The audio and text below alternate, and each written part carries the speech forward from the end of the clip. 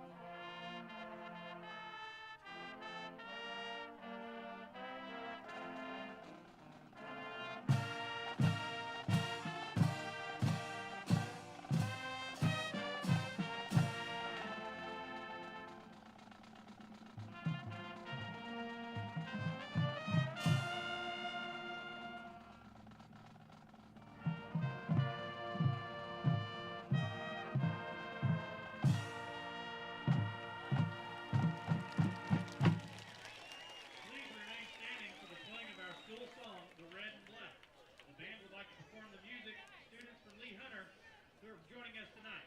They will be singing the Red and Black with us. 1, 2, 1.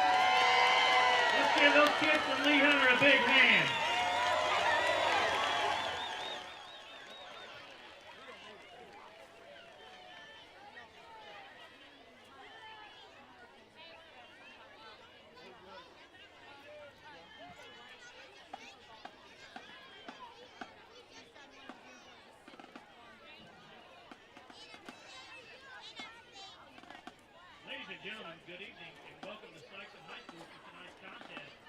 As the host of this game, let's welcome our guest this evening, the Eagles from New Madrid County Central. Let's wish students from both schools good luck, and we encourage all spectators at tonight's game to keep in mind that good sportsmanship is expected at Sikeston Public School Stadium, as we set good examples for our students, players, and youngsters in attendance.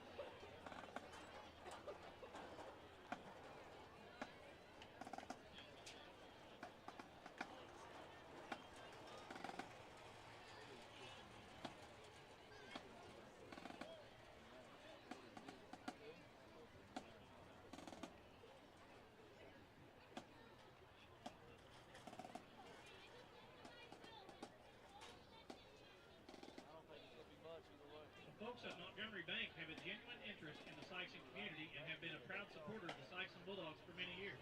Montgomery Bank has 5 locations in southeast Missouri, 2 here in Sikeston, 2 in Cape, and 1 in Jackson, along with 5 in the St. Louis area.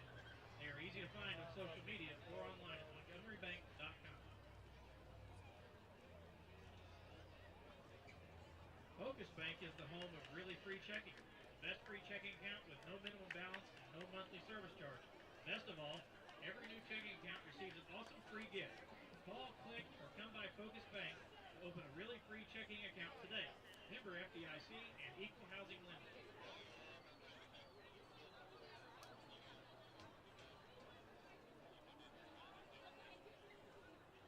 St. Francis Healthcare, orthopedic excellence for sports injuries, broken bones, and total joint replacement. It is all here for you at St. Francis and delivered by advanced orthopedic specialists. Region's first name in orthopedic care. Now is the time to find out more at SFNC.com.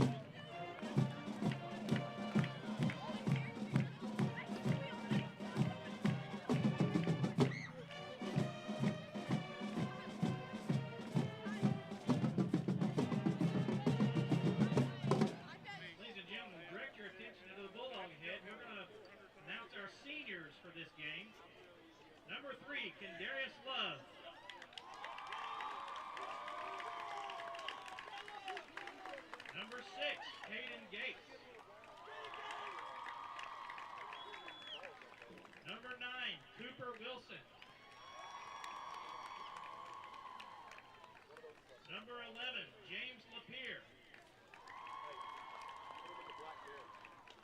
Number 14, Daryl Jordan. Number 17, Dalton Smith. Number 27, AC Dixon. Number 36, Marcus Sanders. Number 44, Luke Gadberry.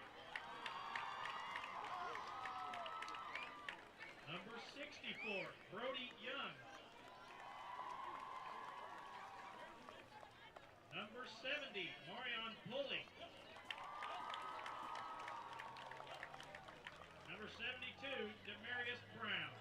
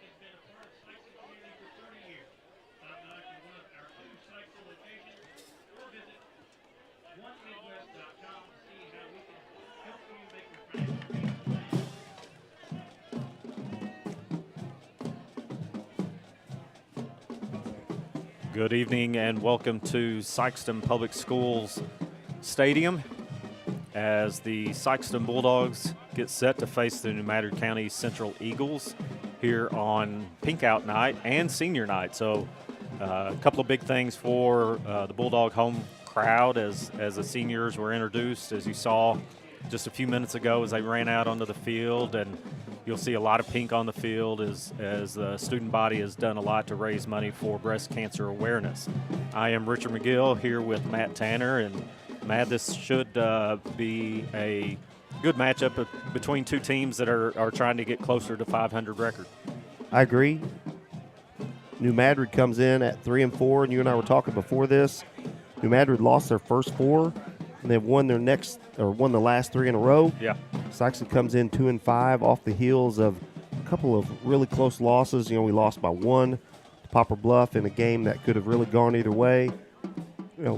Jackson got out of hand pretty quick, but the interesting part my takes from that Jackson game, I thought our first team offense against their first team defense, I thought we looked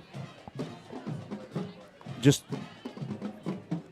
a whole lot of improvement. I don't know how else to say it. No, just from week 1 to that was week 7, the improvement has just been outstanding, and we moved the ball. Now, we got in the red zone and we shot ourselves in the foot, so to speak, with some holding calls, or we false starts and some motion plays or whatever. But we had a chance to score more points. Now, I get it, we didn't, and Jackson's really good, and we're not there, but yet. Right. Yeah, and I think you nailed it, because you look at where we were at the first of the year and won that first game, but didn't look great doing it at all times. And you've seen the improvement week to week. Yes. The offense just keeps getting better. And like you said, defense, did some good things against Jackson. Jackson's a team that – excuse me. Jackson's a team that has won a lot of games over the last several years. They've been the 800-pound gorilla, so to speak. Yeah, and they know how to win. They've got a program that's doing things in the right way. They've got 100-plus kids showing up for weights in the summer at 6 in the morning, and they've had that system buy-in, and you could see they were bigger, stronger, faster at almost every position. But once the kind of the nerves of that game settled in, it was you saw a lot of good things, and it's a lot to build on. Correct. And I concur. one of the interesting things in first of all, let me say thanks to Richard. Derek is fulfilling his obligation as the PA announcer tonight. PA announcer is not here, so Derek shifted down 1, 2, 3 seats, and he is doing the PA here at the stadium. So Richard, he filled in. So Richard and I have done this a little bit, a little different sport, a little bit. Smaller court, I guess. Right. But we've got this down. But Derek and I have talked about this a lot. We have roughly 60 players on our schedule. On our roster. We have 44 freshmen and sophomores. Yeah. Now, and I'm not a math whiz, but that's about 75% underclassmen, right? And I went back and watched some game tape today this afternoon once I knew that I was going to be filling in, and heard you guys mention that in the Poplar Bluff game, and you talk about the new coaching. I mean, it's going to take time. Right. It really is, and not having those. Number one, you don't have many upperclassmen, but you certainly don't have upperclassmen that have won. Right. Oh well, that's right. That's right. And that's not a knock. That's not a knock on the kids. No. It's just where we are. It just hasn't happened. Yep. And so. And these you can see the marked improvement of this team from week 1, like you said, to now. Yeah. And it is just it's on a very good trajectory that all the fans here, and you can tell by the crowd tonight. We have a very large crowd tonight. Yeah. Probably the best all year. Here we go. Oh. Yep. Okay. A little squib taken down there by Mason King. Going to be on the 35-yard line.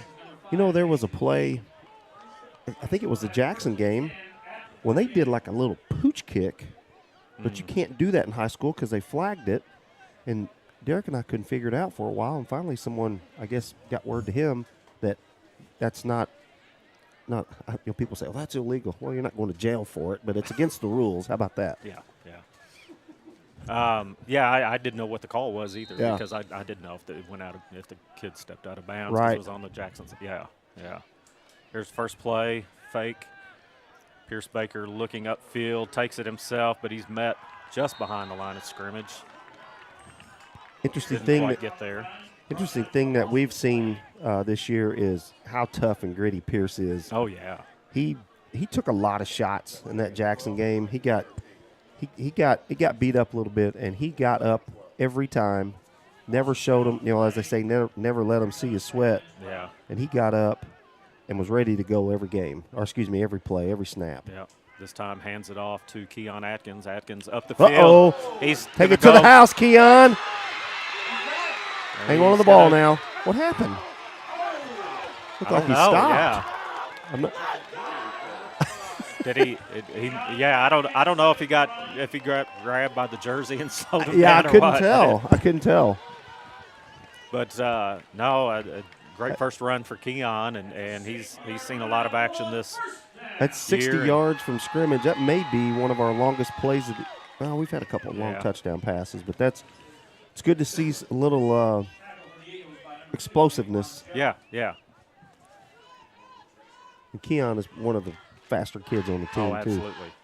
Pierce Baker takes the snap. He's going to run it himself, but he runs into some size there on the line.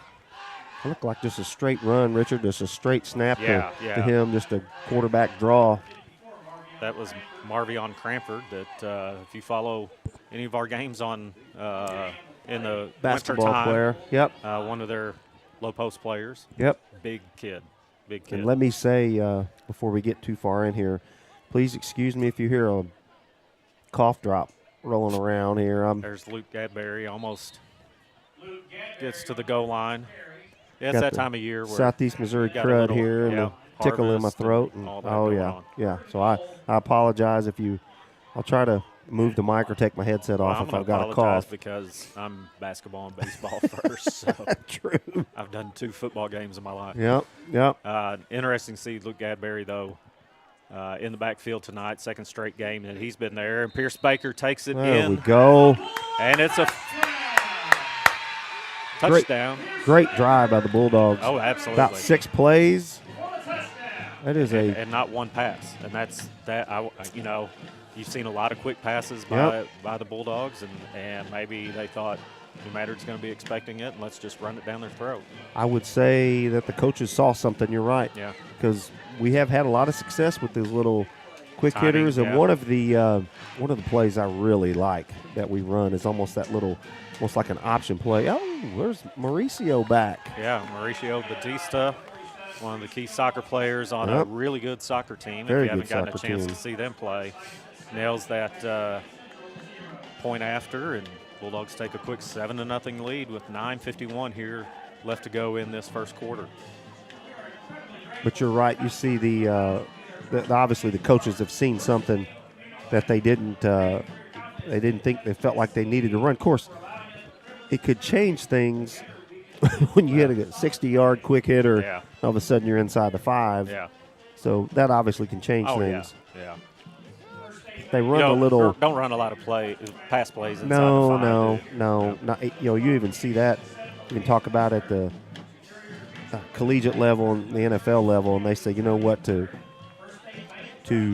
really be successful, you got to be able to run the ball, and certainly inside the red zone, and even more so inside the 5, because the field shrinks and your guys don't have as much room to operate. Right. Batista balancing the precariously on the tee. Oh, see, that was well, kicked it out of bounds, and that was the kick that I was talking about. Yeah. I didn't think you could do that. No, I think what it is maybe you can't and catch it, because that's you can do that. Okay. As long as okay. They pick maybe it that's up or whatever, okay. But you can't. I mean, as an onside kick. Yeah, that's that right. Almost kicked them to themselves. Yeah. In the air. So it'll be out of bounds and placed at the 30-yard line. I think they go from. Is it from that? I didn't know how they did it in high school. Looks like they're marking it at the 35. So. Or not. We'll find out. Yeah. Okay. All right. Tell you what. I don't know who those kids are from New Madrid, but goodness gracious, they got a big line. Yeah, they've got some size on the line for sure. A lot of new players in the skill positions. Mm-hmm. There's a nice run after getting hit hard there. Jaquan Jones, a scat back. Number 2, and need to watch him. He took a big hit after he got the first down and then picked up about 15 more after that. Their quarterback is a sophomore, Nolan Mungle. Yeah, yeah. He was the backup last year, and I think started the last game after a suspension, and yeah, I mean that's the thing. They don't have a lot of experience at these skills positions, but with that line, they may be able to do some damage. We'll see. There's one right up the middle, one missed tackle, but brought down. That was Charlie Rosano, number 21. Not sure who brought him down. Need those binoculars down there. Yeah, we typically wait for the PA announcer to say who tackled him. Because people are like, oh, can't you see? Actually, our jerseys really make it difficult for us to see. That there's not a defining outline on the number, especially with the 8s and the 9s and the 6s and the 2s and 3s. It's really hard to pick that out. First down run there as he needed 3 and picked up 3. 9-0. Well, right at 9 minutes left here in this first quarter. New Madrid quick to run a play here. Or at least get set. Maybe not. Well, looks like they get set quick in a certain formation, and then they try to let the coaches read the defense at what we're doing. There's a little screen pass. Number 8 for New Madrid gets about Malachi 7. Hughes.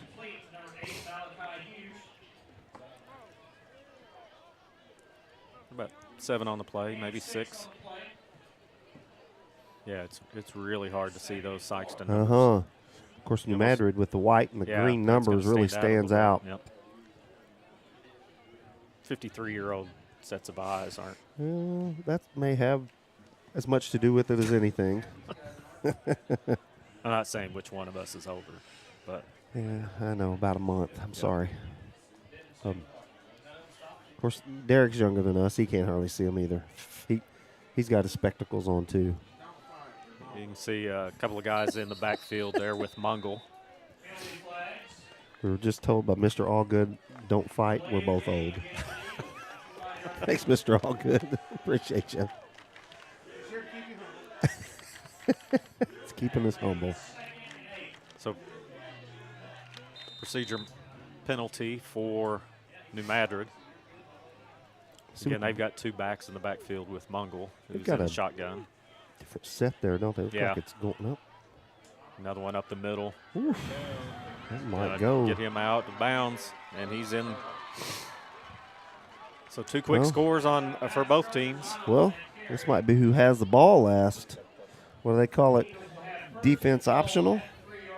Oh, he went out of bounds. Oh, okay. Excuse me. Jeez. Yeah. Hey, look at us and our.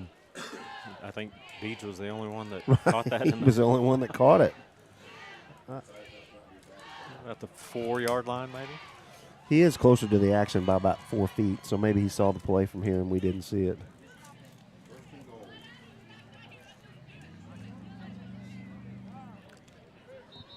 From what I understand, that play clock is running down. And I haven't watched any film or anything on New Madrid, but I understand they do run the ball a lot more. I think the thing to look out for them on passes is if they've got trips to one side, they're trying to get whoever else is off to the other side. They try to run like an ISO, so to speak. Yeah, basically trying to get them in man coverage and try to target them. So that's something to look for. That they haven't passed it yet, except for that screen pass. So yeah, and they're, of course, obviously last year they had 2 B.J. Williamson and Jadis Jones, just monsters. Yeah. And those guys out there, a different level. And Jadis just got a different set of skills at 6'5" or 6'6" or whatever he is, and can snatch a ball out of the air like a loaf of bread. One back set this time for New Madrid. Handed off to number 2, and looks like he's stacked up before he gets into the end zone. Who did he say? I thought that was Jaquan Jones. I think it was. Yeah. Oh, no, it was at 21? No, he said it was Rosano. Oh. No. No, I thought it was 2. But We'll go with Deej. He's No normally problem. right on this kind of stuff.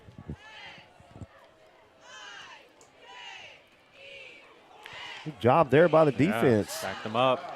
Okay. I'm going to Makes guess it a little this- more interesting with Yeah. 3rd down and go.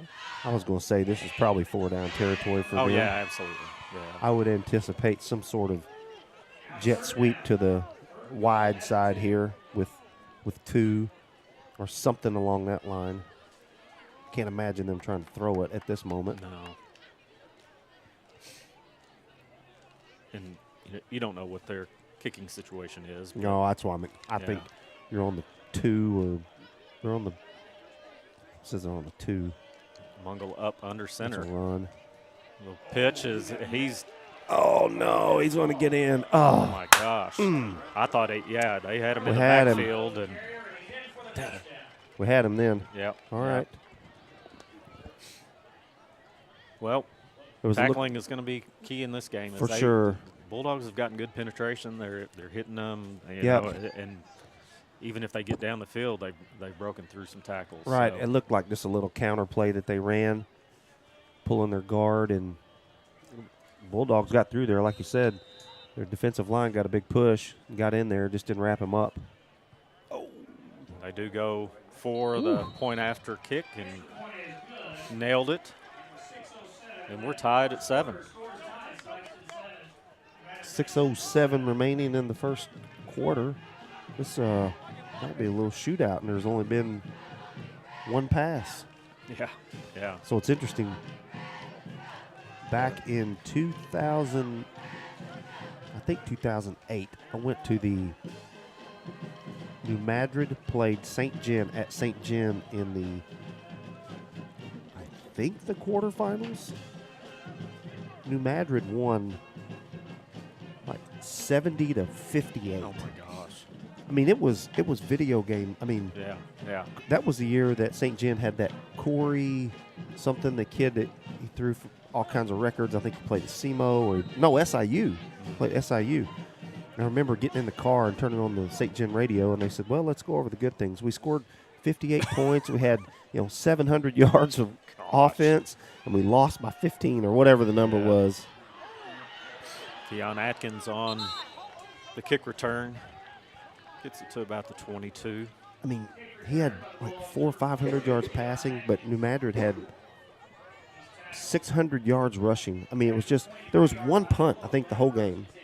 I mean, it was insane. Defensive standoff. Defense optional, as I call those games. But hopefully I'd like to see the Bulldogs score 70. I would rather not see the Eagles score 70 tonight, but we'll see. Well on our way for high scoring affair. A shootout for sure.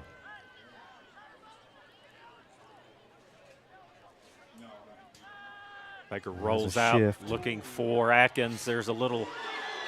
Did he catch it? No, they called said it. They're going to call an illegal shift. I don't know exactly what we did. I'm going to probably call that on Keon, I'm assuming, because he. Yeah, he was split wide and then kind of went in motion even Right. wider, and I'm not sure.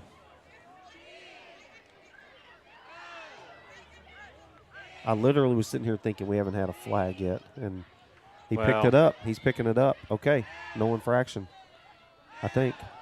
Wait. No, he did call it. Okay, looked like he waved it off. well, I had 3 keys for the night. One was penalties. Got to limit those. I mean, we've seen way too many of those in some of these games, especially last week. Take care of the ball and limit the big plays. Right. Thank you, Joseph McClarty. It was Corey Faulkner. That's his name. 72-52. There we go. I was there. I knew it was. Yeah. It was insane. That was a basketball score. There's one of those pitch optionals. And that's the play I really like. Yeah. Another flag down. I'm going to Another flag. out holding.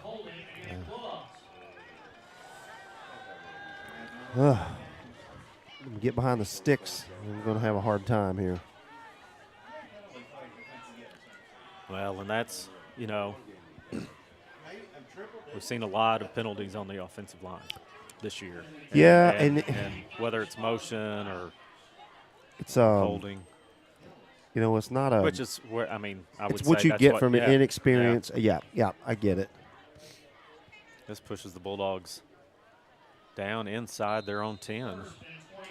1st and 23 with 5:40 remaining in the first quarter. There's a handoff to Gadberry. He bounces outside. Got a little room. Gets about 10. Good run, but leaves you with a lot more to go. Right. Well, we got close to the original line of scrimmage. Yeah. Well, no, I guess we're a little short of that. Well, 2nd and 13. It's more manageable than it was on first down. I tell you, I like Gadberry in the backfield. One of the strongest kids out there, probably on either team. Incredibly strong legs, so you can get him moving downhill. Scramble there by Baker. He lets it go. There's Late. Good coverage there by Jones for New Madrid.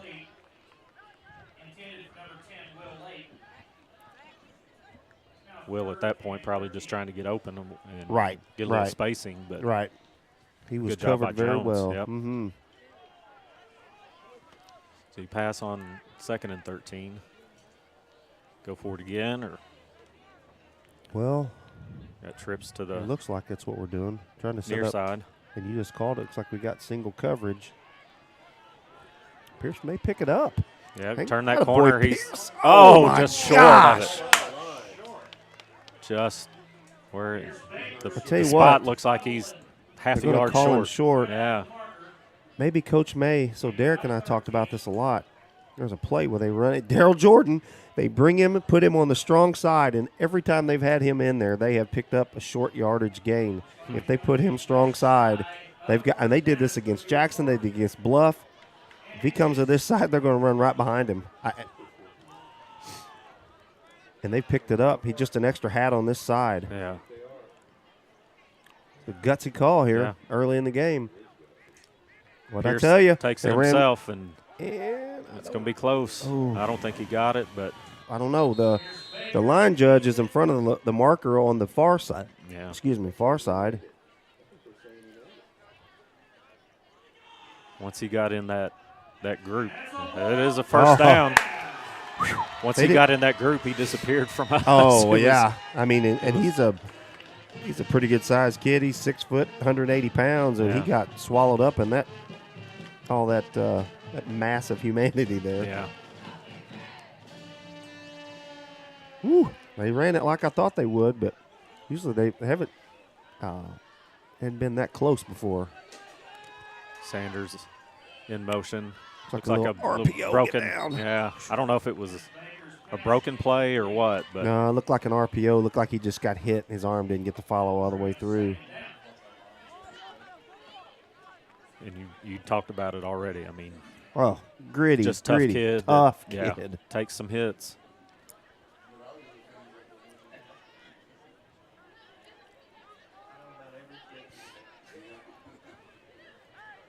So that makes it 2nd and 10. We got 4:13 here to go in this first quarter. 7-7 tie.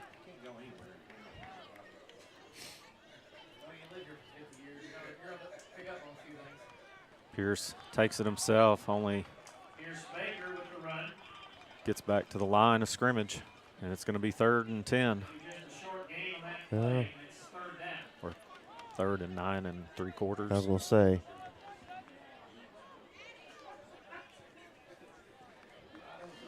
Obvious passing play here, but do you go with the obvious? Well, they've got Holcomb in there, and a lot of times they run that sweep, almost like that option sweep.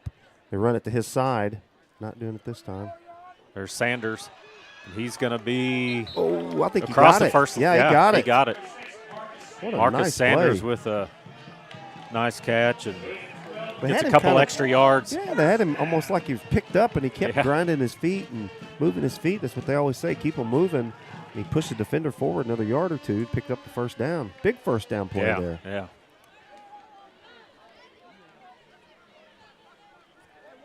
Quick hitting attack is not quick hitting as it was. But the way they moved the ball, too, maybe we need to keep them off the field a little bit, or their offense at it. But we get to see kids from the different elementaries sing the Red and the Black, which obviously is the school song. Man, it looked like every kid from Lee Hunter Elementary was out there. Did. That was terrific to see that. And they sang it with gusto. I was going to say enthusiasm, but gusto is the word is apropos. It was really cool to see, and that's Superintendent Shannon Hollifield. That's been one of her, among many things here, but one of her things that she has set as a priority is that she wants our school spirit back, and she wants all the elementary students to know our school song. And if you remember, we did when we were in school, when we were kids here. We didn't want you singing it. Well, no, but I did know the words. That is correct. I was right there with you. And nobody wanted to hear me singing.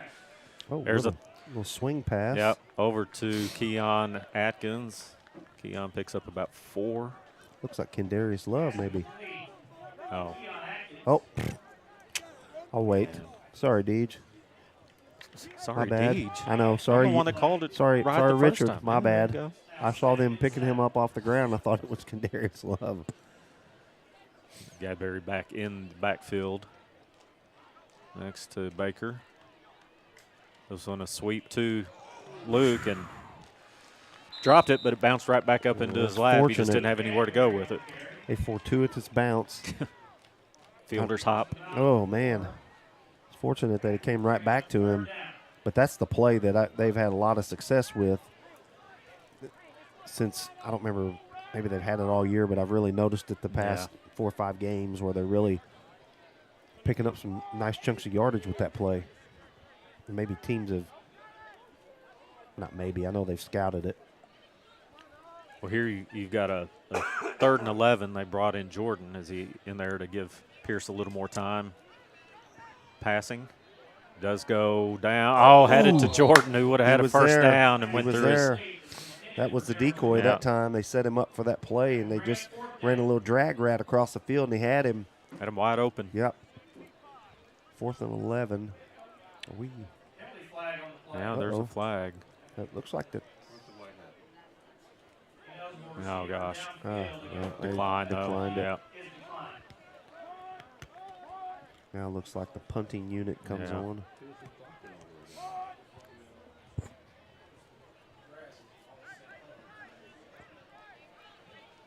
So Gadberry back to punt. He's had some adventure back there this year. You know what? It's funny you said that. We've talked about that. He has just made some terrific plays back there just to get the ball away and not get it blocked. Yeah. Bounce. Oh. It's hopeful it might bounce off that New Madrid player. Thought it was going to hit his foot there for a second.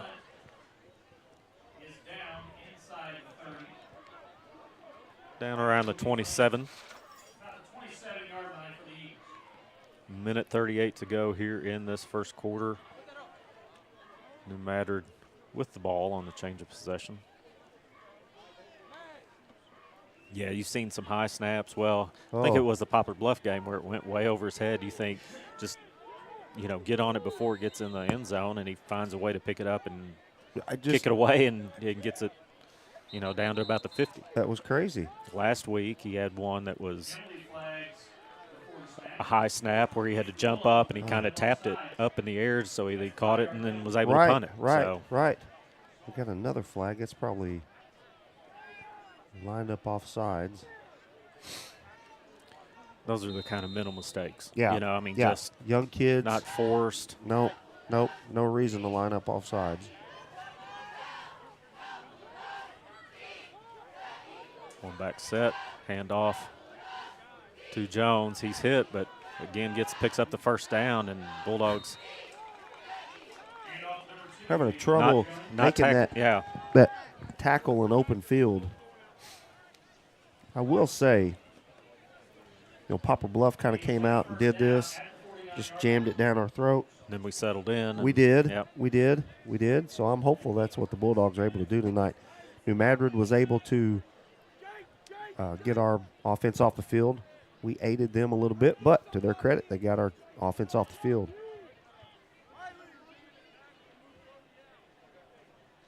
Jones in motion, handoff up the middle though.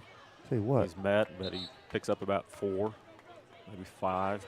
At the moment, New Madrid owns the line of scrimmage. Yeah. They are doing a terrific job. Getting a lot of big surge from that O-line there. Yeah.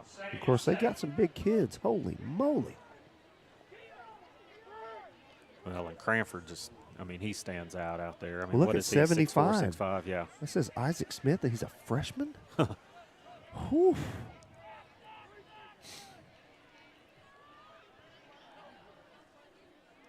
Yeah, Cranford, is he lined up at the tight end on this side? Or I guess a guard. Oh, excuse me, tackle. He's a right tackle. Yep, he's a big kid. There's a quick throw. Nice tackle. Good tackle there. 3 hats on him when he caught it. Picked up a couple. You pick up 2, but, I mean, that's a long pass from where he had to throw it to, he was split out so wide. And by the time the ball got there, the defense had the time to close in. You throw that. We're closing in on the end of the first quarter here, about 5 seconds, so it looks like that's the last play of the quarter. Defense did a good job here. We got a big 3rd down. Let's see if we can get them off the field here. We'll take a quick break here and cough and get out. All right. We'll let you see the dance team here as we take a quick break, come back with the second quarter.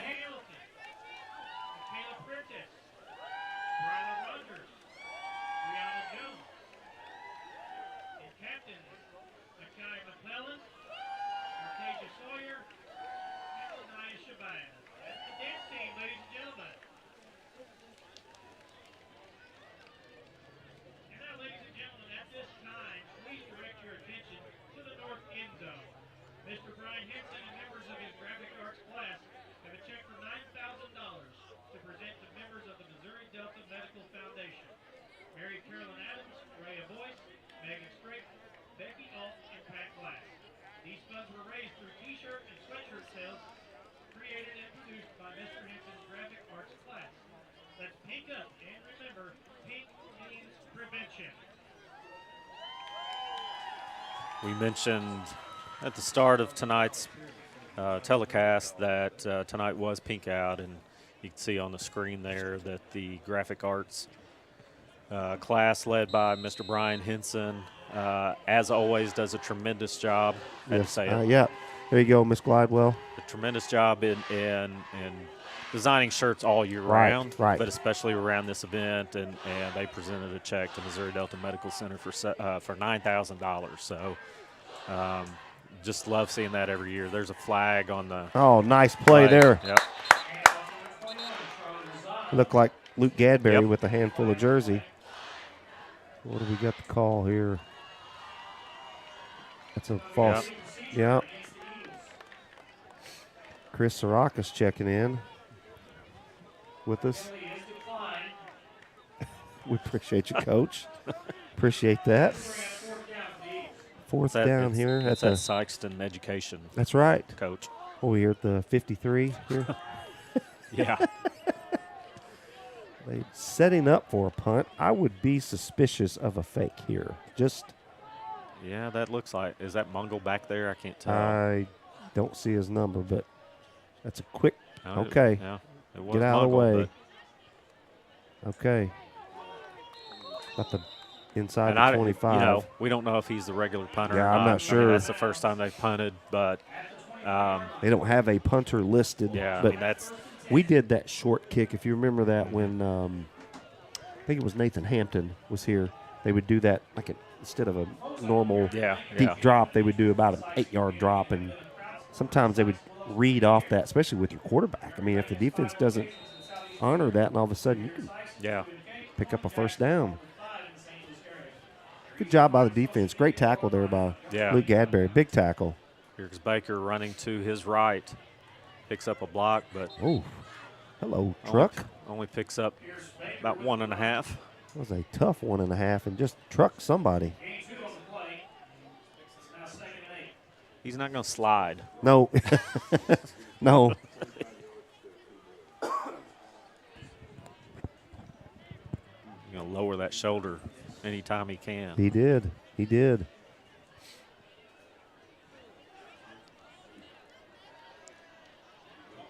There's Atkins Luke in Gadberry. motion, but Gadberry up the middle. Look at him just dragging him. Those strong legs, I'm telling you.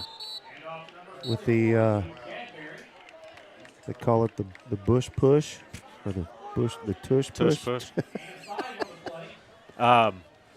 Boy, You know, Luke. earlier this year I was in the YMCA, and they had a leaderboard up there by weight, you know, by weight class basically, on who had the record or whatever. And for the weight class that Luke was in, he had the record of anybody that stepped in the Y in squat. Holy moly. 3rd and 1 with about 10:45 remaining in the second quarter. And I believe this was before he turned 17. There's Whew. Baker on the keeper, and he's got a first down and a little more. Boy Pierce going to little 3 yards in a cloud of dust action now. Saw these two juggernauts hit the field and thought maybe a shootout, but that's okay. You know, one thing that I've really noticed with Pierce this year is it's not blazing speed, but it's amazing vision. Oh, for and sure. I mean, and he's plenty fast. It's not. Yeah. And he's not going to go to state in the 100 meters. Right, but right. No, I mean, it what he's picking up is strength, it's vision, Yep. it's just good football knowledge. There's another great effort by Gadberry. He picks up 4.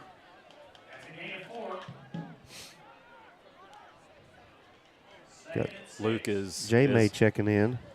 Luke's a kid that I've been around since kindergarten, probably, since he was in kindergarten, not me. But you know, playing different sports with my son, and I tell you, he's a coach's dream. Yep. Hard worker, will do anything a coach asks for. He'll run through a brick wall, and he's kind of done that in football. He's played every position. There's a pass over his head. Looked like they had the play designed for a throwback, and he had some stank on that one, didn't he? Stank. Yeah, no, Luke's a good kid. He's a hard worker. Especially for a Gadberry, right? You know, that's true. He had I know his uncles.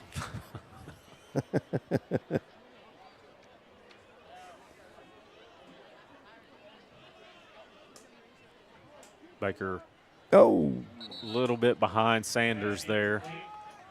Now it's 4th and 6. Yeah, and the punting team's going to go back out on the field. Yeah, burning it through Gadberry's hands there was probably the play that they could have picked up the first down. Yeah. But Baker's had pretty good he's thrown the ball well all year. Well, and I mean, he's getting some time tonight, so it's just a matter of time to. Right. He'll connect. Yep. Another good snap. Good kick. Yeah. Gets Kick a little away. There good we go. bounce there. Bulldog bounce. Nice. Great Down kick, to Luke. The 15-yard line.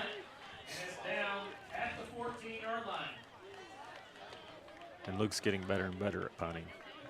Yeah. I think the first game, I think his first punt was like 6 yards. Yeah, I know. Which I gave him a hard time for, in love, but we're laughing with you. Yeah. No, he works hard. You can tell. You can tell when he's playing here, playing baseball. You know, he's a hard worker. I mean, he's been the starting catcher since he was a freshman. Right, right. And will certainly be so his senior year. Still football season, though, and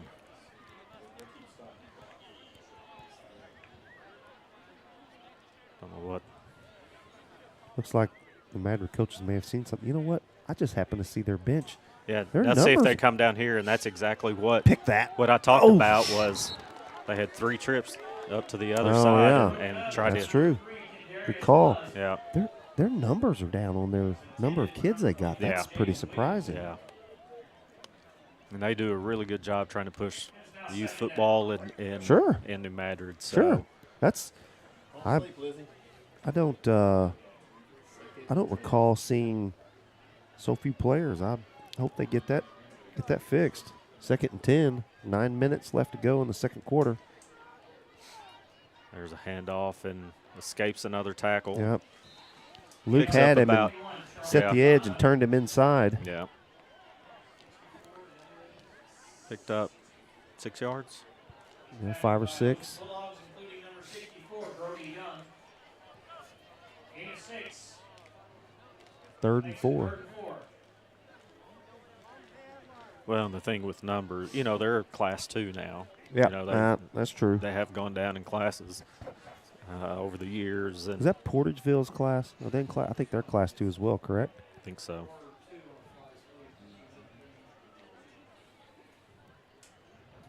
Quick hitter. Another one to Jones. He gets a first down and 3 or 4 more. So all we've really seen successful is those quick passes from Madrid. Right. Well, they've got a young quarterback. Yeah. Here there are folks up here talking how that Jaquan Jones and Rosano, it's like they've got it most of the time. Yeah, yeah. So I'm going to say coaches see that already if guys up here see it. Well, and Jones is the target on those quick passes. Right, right. Not just, and here he is running the ball. Here's the thing. No, that was. Yeah, and I don't blame him. I don't blame him. Yeah. I'd give it to him too. It's working. Right. As they get another first down. We got 7:47 here to go in this second quarter. They are quick as lightning.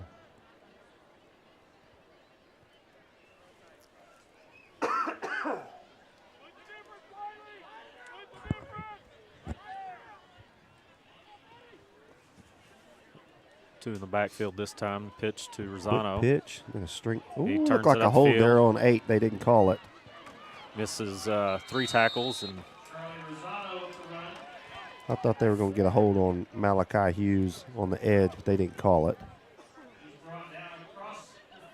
Jaden Wiley finally. Oh, the last line of defense there is he got him down. They're gashing us for yardage now.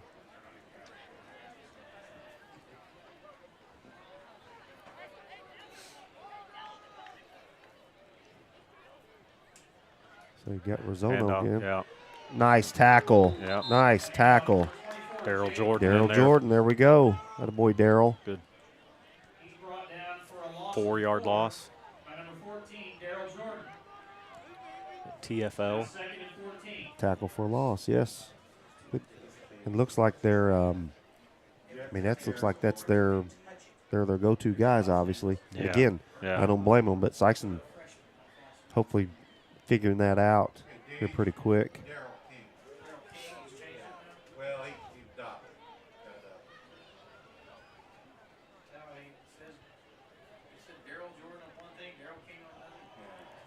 Rosano in the backfield. Is that other? Nope. There's one underneath, and good tackle by Mason King, but look who it was too, Jaquan Jones. Yeah, I mean, had 2 guys trailing him. Yep. But he's got great speed and got separation there, and good pass by Mungle. Chris Hodgkins checking in. Thanks for watching from Mississippi, Chris.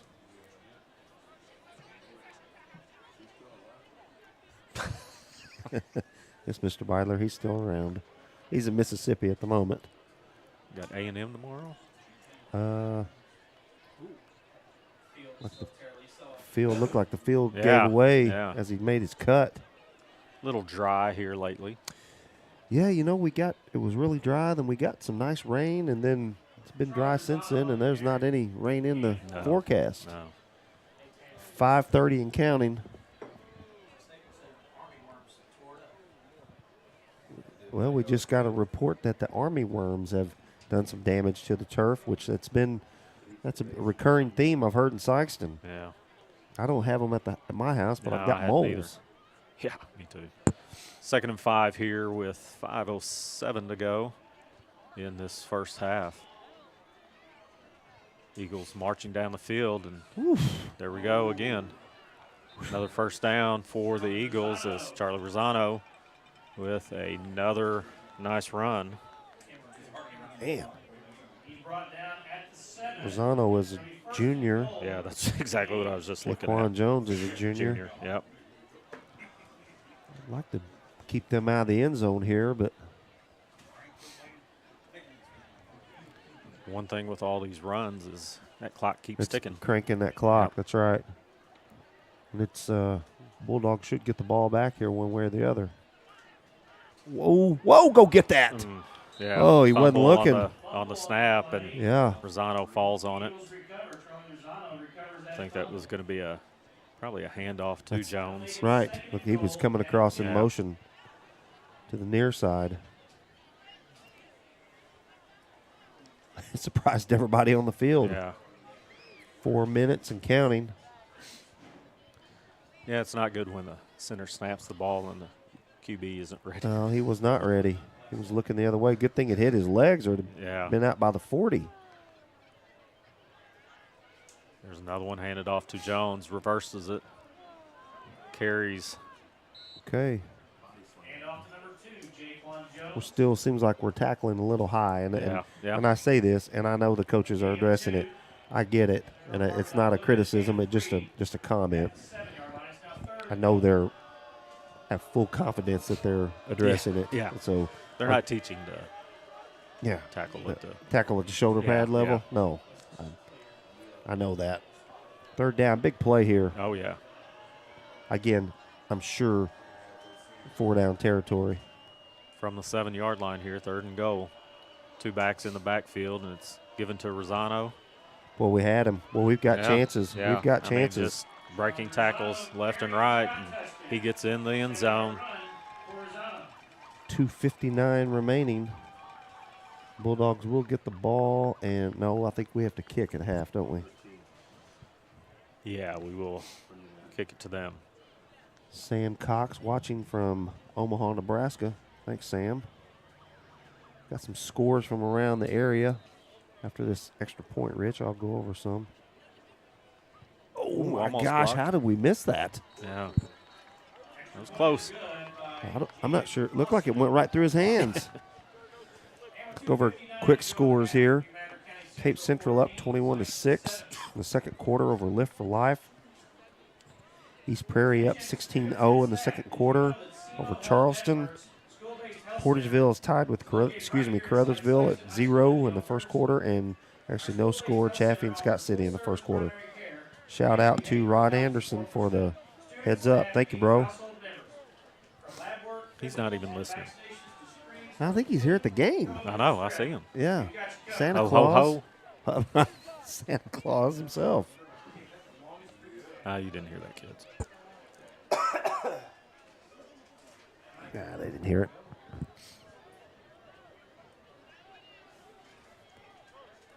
I mean, he can't deny it tonight. He's got a red pullover on.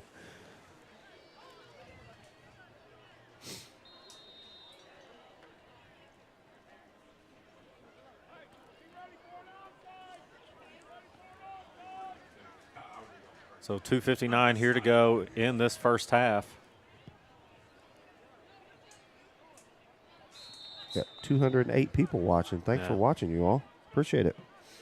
Kenneth Holcomb gets it and goes straight down on the ground. Well, last thing you want, of course, with those kicks like that, those squib kicks, they get down there so quick. A lot of times the coverage doesn't have time to get down there that fast. So sometimes you have some running lanes, but it was like that. That's another reason they do that. It bounces weird. Just get on the thing and secure possession of the ball. We'll blame it on the worms. Right. Oh, he fell down. Love. Yep. Fell on the cut to the outside, and a well thrown pass. That we were talking about it earlier, Richard. That pass from the far hash to the numbers is a long throw. Yeah. So much of what Sikeston does, and this is to my very much amateur football eyes, but a lot of it is timing on these passes. And, I mean, just like that. I mean, he threw it where he was going to be. Terrius was supposed to be and just fell down. There's Gadberry. Has a little room, gets another. Oh boy, Luke, you saw that kid go down. Excuse me, Peter Brady. That kid, time to change. Kid went down in position to tackle him, and Luke just hit the A button, a spin, and kicked right out of the way and picked up another 5 or 6 yards.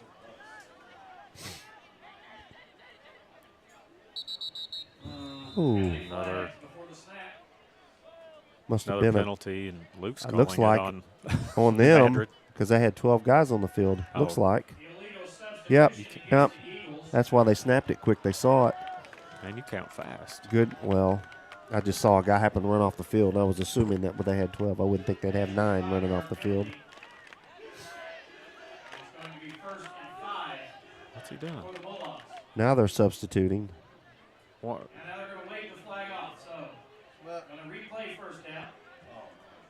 What? I don't understand that. Do not understand it. It was either an illegal substitution or it wasn't an illegal substitution. Well, first and 10. 2:32 to go here in this first half. Bulldogs down a touchdown. We'll see if we can find out what happened there other than the obvious. I don't know why they picked it up. Baker has to he let go of his block. Way. Picked up good yardage. Yeah. Daryl, or not? Who was that? That wasn't Daryl. It was Kendarius Love. He had his guy blocked. Yeah. And he saw it going the other way, and he released his block. And come back. They turned back, came to him. Good job by Baker, though. He rode left, and nothing there for him, and it was cut off pretty quickly by New Madrid's line, and he just reversed the field and picked up 7. But Kendarius Love saw it and engaged his block again, and was able to pick up some positive yards. Yardage. Yeah. That's what you want to say. There's Gadberry for the first down and a little more. As the clock keeps ticking, we're down to 1:42 here. Bulldogs got 2 timeouts remaining. Clock will stop on a first down. Yeah. To reset the sticks. And you'll see, I don't know if it's in your shot or not, the back judge, cranking. Whatever they're called. Yeah. There's a long one, too. Oh, no. Picked off by number 18. Pass is intercepted by Richard? Yeah, carousels. I'm not sure how you say that. I guess that's what it looks like. Well, the Bulldogs definitely have to keep them out of the end zone here. Oh, yeah. That's going in down 7 is not the worst thing in the world.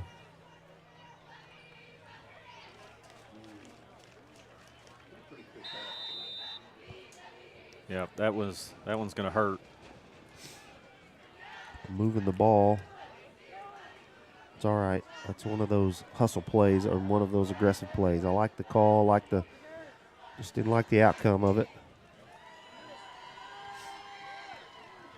They run it right up the middle again. Pick up 6. Did a little bit better job of there. They're not. Well, and going back to that interception, you had 2 receivers there. Yeah. And you don't know if, when you get bunched up like that, sometimes it is an advantage for the defense because they were playing back, facing it. They saw what was happening, and I don't know if the receivers kind of realized they were close together or what happened. Right. Interesting, Rich. They're not in their sense of urgency is a little less than I would have figured. Yeah. There's a flag. That's coming back. Yep, holding. Then they're through 3 or 4. Yeah. There's one out wide, too. Yeah, I see. There's one on the 50, one on the 45, and 2 on the 43. Do we get all 4 of them? Yeah, I think that's going back about 60 yards, 15 each. I think it's just 10. Okay. And I was going to say, and those 40. Are 10 yards from the spot, not from the original line of scrimmage. Where it happened, right. Well, the other good thing about that, too, is it cranked off about 20 seconds. Yeah, I mean, it's down to 38 seconds here. And like you said, not a lot of – look to be content. I mean, I don't blame them.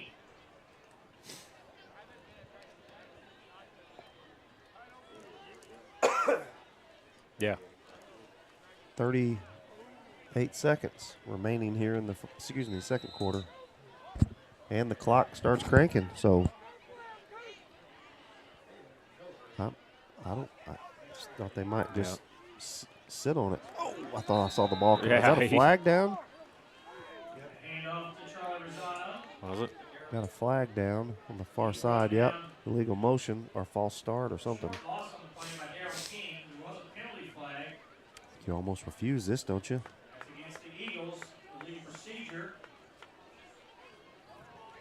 Yeah, yep. They declined it. Well, that's at 20 seconds. We'll see it start back up here in a second. Wouldn't surprise me if New Madrid just sits on this one. That's because now the clock just started there. Yeah, we're down to 12 seconds already. Yeah, they're just going to sit on that. They're going to go into halftime, 14-7. What it looks like to me. Yep, we're winding this thing down. So yep, there we go. We will cut to halftime. We'll get to see, being senior night, we get to see some of the senior band members, their last performance on the field. Yep. Very emotional for them. So stick with us, and we'll be back here directly. Yep.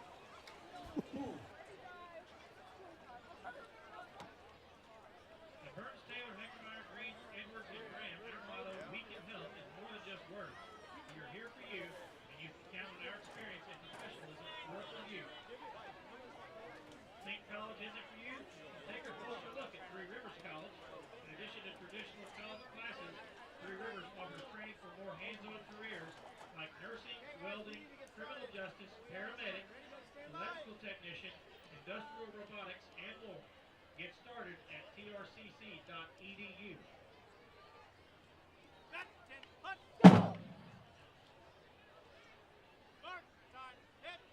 For your halftime entertainment, the Sikeston Public Schools presents the Sikeston Bulldog Marching Band under the direction of Darren Stillman and Kim Whitehead. This past Saturday, the band performed at Southeast Missouri Band Directors Association Marching Competition. They placed first in class in the parade competition and received caption awards, earning the highest scores in marching, music, drumline, and color guard. The score in the parade competition was the highest of all 10 bands in all classes. The drum major is Aiden Cox, and assistant drum major is Peyton Mercer. The section leaders are Brooklyn Wallace, Elena Jones, Mackenzie Mason, Aiden Yant, Alexa Lee, Aiden Edwards, Nate McCown, Juwan Robinson, and Abby Borges. This evening, the band will perform a salute to the composer John Williams, the winner of 5 Academy Awards and 26 Grammy Awards. They will perform the themes to Superman, Jurassic Park, and Wizard Wheezes from Harry Potter.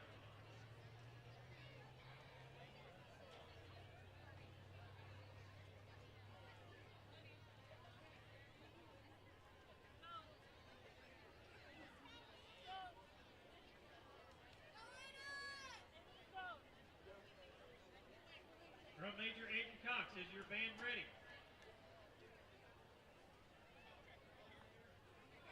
You may take the field in exhibition. Up. 1, 2, 1, 2.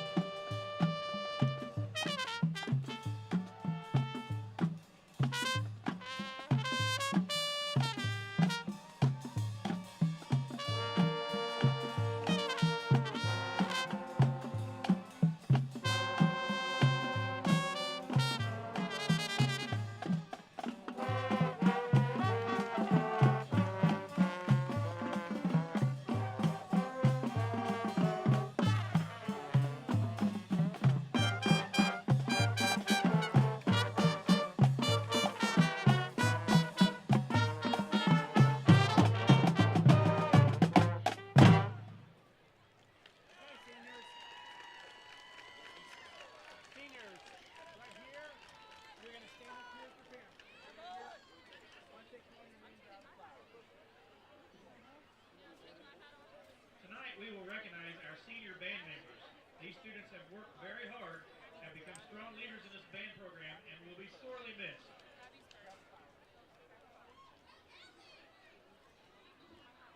Abigail Borges. Abby Borges is the daughter of David Borges, Cheryl Osmond, and the late Samantha Fitzgerald. Abby is a four-time member of the Color Guard and is currently the section leader. She also plays the clarinet and symphonic band. Abby has been a member of the award-winning first-place flag line for 3 years in a row. After high school, she plans to attend Southeast Missouri State to earn a Bachelor's of Science in Nursing and then transfer to Mercy College of Nursing Science to become a registered nurse. She also plans to participate in Color Guard while in college. Aiden Cox. Aiden is the son of Nathan and Heather Cox. Aiden is currently the drum major and also plays baritone saxophone in both symphonic band and jazz band. He has served as president of band council, drum major, section leader of Low Woodwinds. He has earned exemplary at districts and outstanding at state at solo and ensemble for 3 consecutive years, second chair tenor sax in all district bands, and band leader with 3 bars. He plans to attend a 4-year university and hopes to pursue a degree in pre-medicine and then attend med school to become either a psychiatrist or a medical examiner. Ellie Douglas. Ellie is the daughter of Jonathan Douglas and Alyssa Douglas. Ellie plays the tenor saxophone in marching band, symphonic band, and jazz band.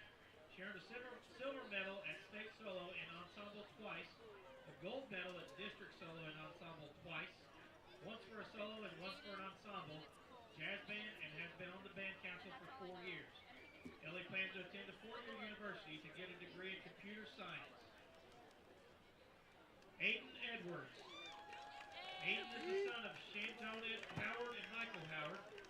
Aiden plays the trombone in marching band, jazz band, and symphonic band, and is a section leader. He has been selected to honors band and selected to first chair trombone. He plans to go to college for a business major and music minor. Cole Fitzgerald. Cole Fitzgerald is the son of Corey and Melissa Fitzgerald.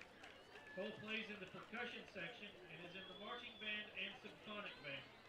After graduation, Cole plans to attend Southeast Missouri State and march in the SEMO marching band and participate in their esports team. Elena Jones. Elena is the daughter of Amanda and Andrew Jones. Elena plays the clarinet and is a section leader. She has been a member of honors band, section leader for 2 years, a musician's award recipient for 2 years, earned a 2 at district solo and ensemble contest, and a 1 at large group for state. After graduation, Elena plans to go to a 4-year college to earn a degree in nursing to become an NICU nurse. Laura Martinez. Laura is the daughter of Alicia and Antonio Barron. Laura is the percussion section and plays the snare drum in marching band and is in the symphonic band as well. Laura performed in the percussion trio that earned a 1 rating at district solo and ensemble contest and a silver medal at state. After graduation, Laura plans to go to college to major in speech pathology. Mackenzie Mason. Mackenzie is the daughter of Brandy and Ben Johnson. Mackenzie plays the alto saxophone in marching band, symphonic band, and jazz band. She has been section leader for 2 years. Mackenzie is already serving our country in the Missouri Army National Guard. Mackenzie plans to go to Southeast Missouri State to study forensic psychology and continue her career in the National Guard.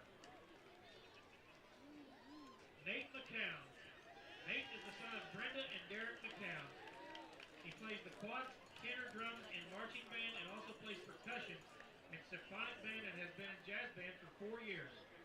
He is proud of the outstanding rating his ensemble earned his junior year. He is a section leader for the drum line. After graduation, he plans to study computer engineering at Mizzou and continue marching band there as well. Gavin McLemore. Gavin is the son of Carla and Justin McLemore. Gavin plays the trumpet in marching band, symphonic band, and jazz band. He plans to attend SEMO and major in business and march with the SEMO marching band.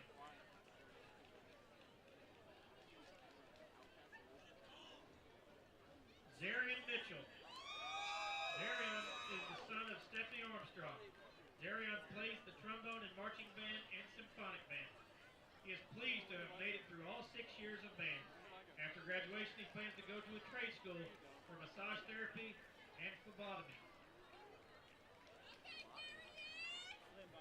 Haley Pigg. Haley is the daughter of Stephen Pigg and Danielle and Jimmy Irwin. Haley plays the trombone in marching band and symphonic band. She is happy to have made it this far. Haley plans on attending Missouri Western State University to earn a degree in business and entrepreneurship while also continuing in the graphic arts program.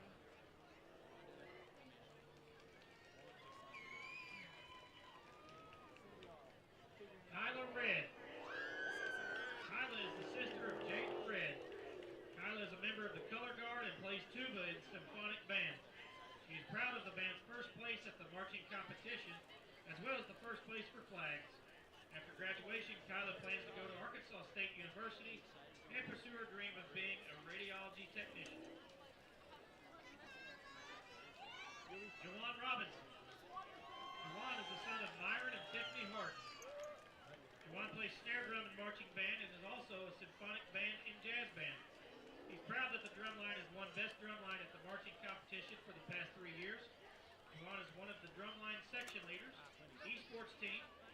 After high school, Jawan plans to attend SEMO to major in computer science and be in the SEMO marching band. Christian Spittler. Christian is the nephew of Karen and Terry McKinney. Christian plays the trombone in concert band, symphonic band, and jazz band. Christian has been in marching band for 3 years and jazz band for 4 years. After graduation, Christian plans to attend technical school for hardware repair and maintenance. Brooklyn Wallace. Brooklyn's the granddaughter of Danelle Kersey and Jackie Wallace and the daughter of Denise Wallace. Brooklyn plays the flute in marching band and symphonic band and is a section leader. She's received a musicianship award the past 3 years, earned a 2 rating in solo and ensemble contests, both her sophomore and junior year. After high school, she plans to work part-time as a phlebotomist while attending college to get a degree in medical laboratory science. Brooklyn says starting marching band in 7th grade was one of the best decisions I've ever made. I don't know where I'd be or what kind of person I'd be without band. Thank you to Mr. Stillman and Mrs. Whitehead for being by my side and supporting me in the things that I do. Kylan Woodruff. Kylan's the daughter of Walter and Danielle Woodruff. Kylan plays the flute and marching band and symphonic band. She was selected to be a member of the honors band. After high school, Kylan plans to attend University of Missouri-Columbia and obtain a degree in biology, then pursue an MD in medical toxicology at Penn State. Aiden Yan. Aiden's the son of Angie and Eric Yan. He plays the trumpet, marching band, symphonic band, and jazz band, and he's the trumpet section leader. After graduation, he plans to go to Mizzou, to major in computer engineering.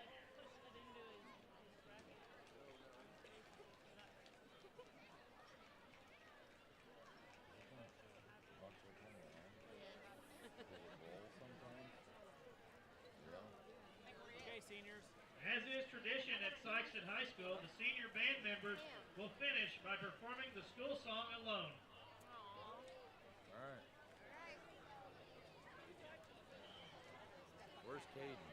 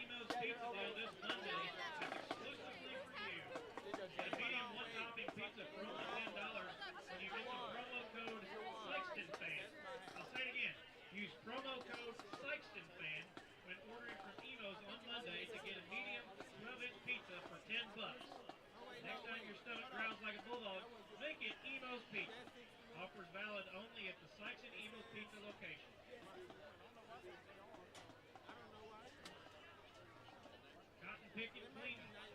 Bulldog Athletics would like to thank the crew for cotton picking cleaning for all of the hard work they do to maintain and prepare all of our facilities. We appreciate all your hard work.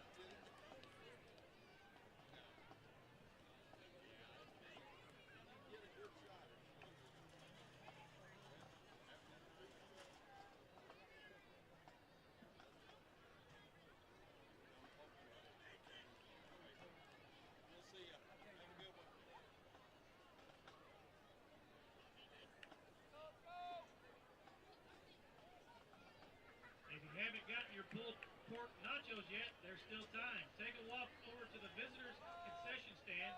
We promise you won't be disappointed.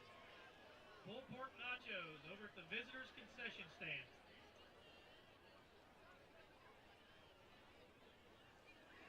Sikeston Athletics would like to thank tonight's game sponsors, Focus Bank and St. Francis Healthcare.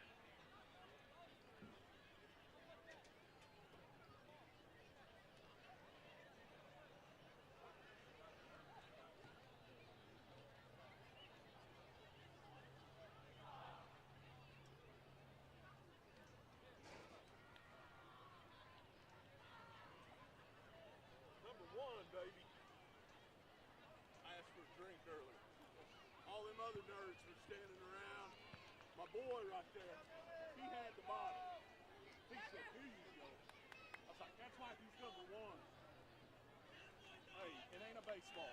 Both feet on the ground when you throw. Okay? Here. We're going football with our kids. Keep your feet down. It ain't a baseball.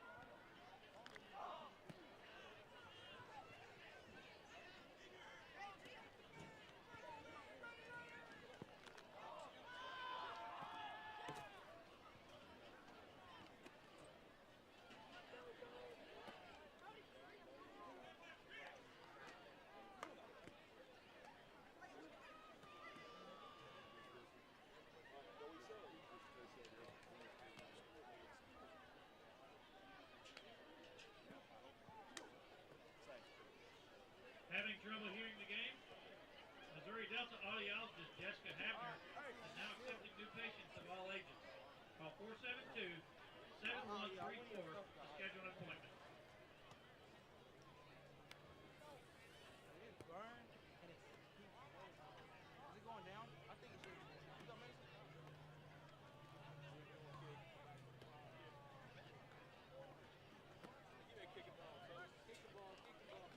Folks at Montgomery Bank have a genuine interest in the Sikeston community and have been a proud supporter of the Sikeston Bulldogs for many years.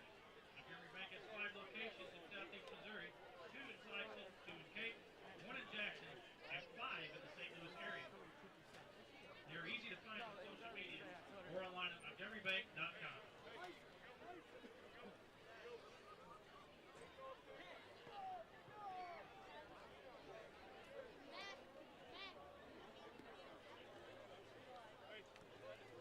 Focus Bank is the home of really free checking. The best free checking account with no minimum balance and no monthly service charge. Best of all, every new checking account receives an awesome free gift. Call, click, or come by Focus Bank to open a really free checking account today. member FDIC, and equal housing lender.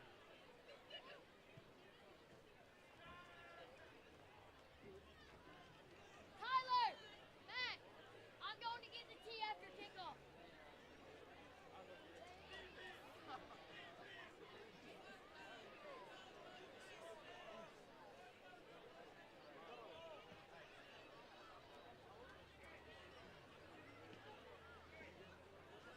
Bulldogs will be kicking off to start this third quarter. Mauricio Bautista set to kick.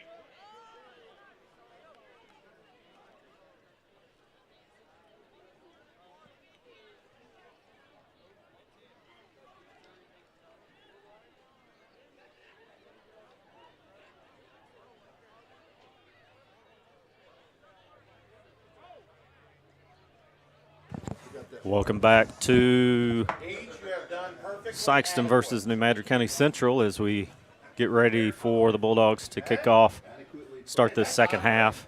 You think what do you think about an onside kick here? You got a chance of that? I mean, I guess there's always a chance, but. So you're saying there's a chance? I bet we kick No, it. I don't. I wouldn't now. But. You're welcome. I said I would.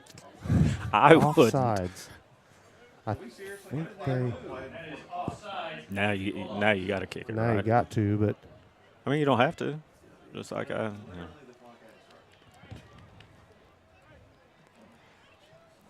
So. Hey. Is that? I like where Coach May's head is. I like it. He didn't Yeah, execute it, but I felt like I just we might felt have that. to tell him that you had the same thoughts. And That's scary. yeah. Guessing we're probably not going to now because they're suspecting it. Yeah. Well, he kicked it to the open field. Kicked it right out of bounds. Just not exactly sure what. I guess he's trying to kick it away from the. Yeah. I mean, there wasn't anybody close to it. Rozono and Jones. Jones. Was Jones back there? I didn't even. I would assume that's who they had back there, but not sure.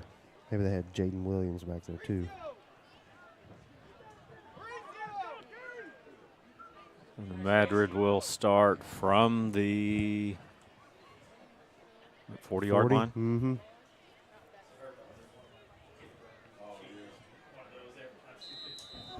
So expect to see a lot of running here. I would say there's trips on this side and one to the other side, Yeah. Rich. See if they. Oh, Lord.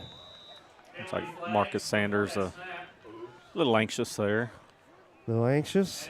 So we're 0 seconds into the second half, and we've got 2 penalties already. I guess technically 3. There's an offside, kicked it out of bounds, the penalty, and this one. True. That is true. I always appreciate you correcting me, Yeah, used to it. especially in public. Used to it. Oh, there's a ball on the ground. They did want to go that way, though, as he picked it up and still tried to go that way. Was that Jones? Yep. Or no, that was 5. Intended for number 5, Kylan Robinson.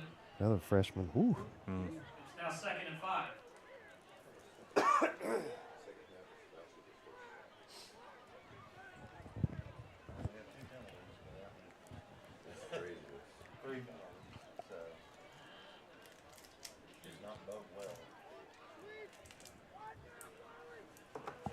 See what the Bulldogs do here to Second and dial up some 5. defense.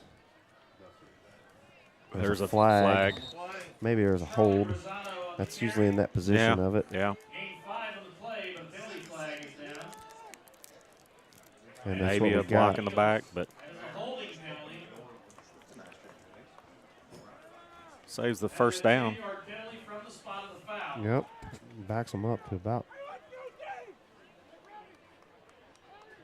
the 2nd and 12. Okay. At the 38. It's now 2nd and 12. Get back behind the sticks. So that's 4 Yep. penalties in 7 seconds. 7 game seconds, See right? if we can break some kind of record here. Hope not. Let's settle just getting them off the field. I said it. Offsides against the Bulldogs. Miguel, why did you say that? They're giving Richard a hard time up here for saying it. And they've netted 3 yards on this drive. Been some action. There's another drop on the. Yeah, another drop on the. On the snap. That didn't look like a poor snap. Looked like he may have just been looking away and dropped it. 11:47 remaining. We're just 13 seconds into this. There is a flag on the play. Oh.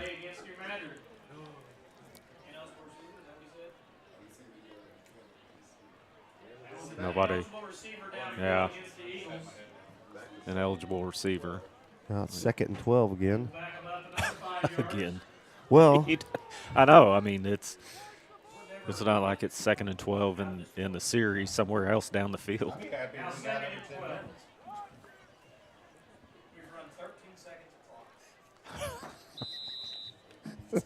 I can't. I'm sorry. All right. Well, we got. The first half was very fast. Yeah. This one's sort of grinding. Mr. Byler said he hoped this one would go quick too, so we'll blame it on him. But there it was again. I mean, you had trips to this side, and they went to the single coverage. Yep. Good play design. Good open field tackle too. Pick up 7, but I mean it's still 3rd and 5. Right. So right. Bulldogs need to do a good job here. Get them off the field. Yeah. Force them to punt. Zano in the backfield. Don't expect a pass. Yeah, looking for the offsides, and why not? Right. Now we go to this trips on this side, Rich, as you called. Yeah.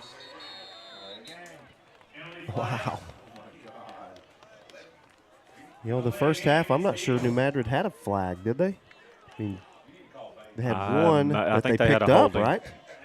Yeah. And then remember they waved it off? Yeah. That illegal substitution? Yeah. Maybe there was another one, but there wasn't very many. We were flagged a lot. But that's a huge one. I mean, you had 3rd and 5. Right. Look at the receiver up top.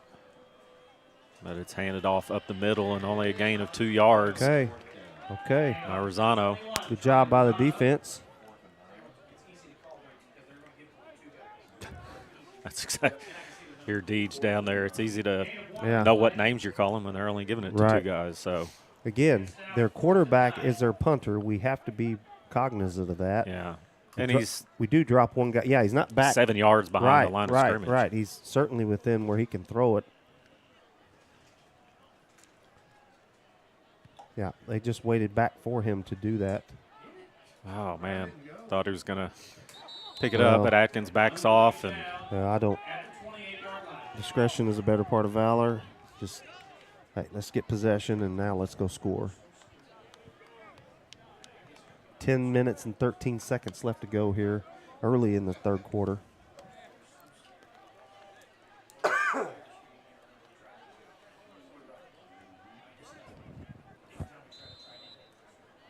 See if we can get Will Light in this action. Yeah, he made a really nice catch against, was that Bluff maybe? Yes, it was. Damn, what a great catch. Marcus Sanders coming to the right. He's hit, then pushed out of bounds. Marcus is a big, Picks strong up a couple kid, too. yards. Yeah. Really fast.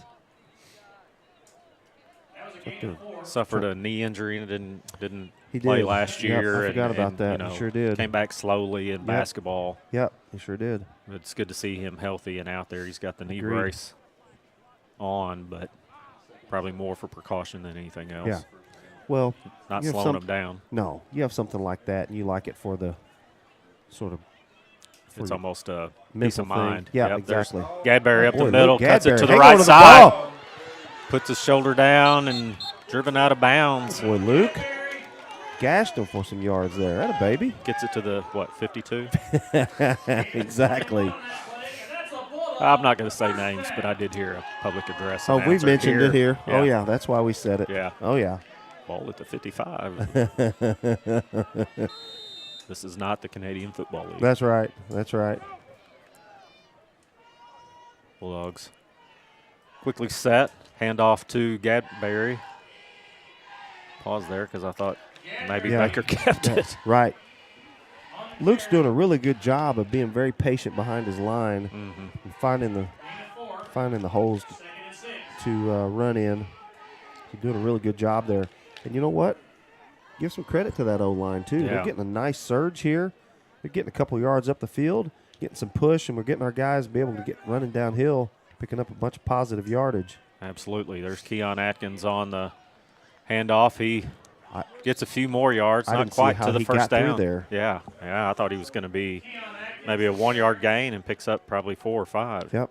Now making it very, very short, very attainable here. Keep this thing going, keep the sticks moving. Daryl Jordan kind of limping a little bit. Usually you see him lining up on that strong side again. There it is to Gadberry. He's got the first down and a little more. It does a great job.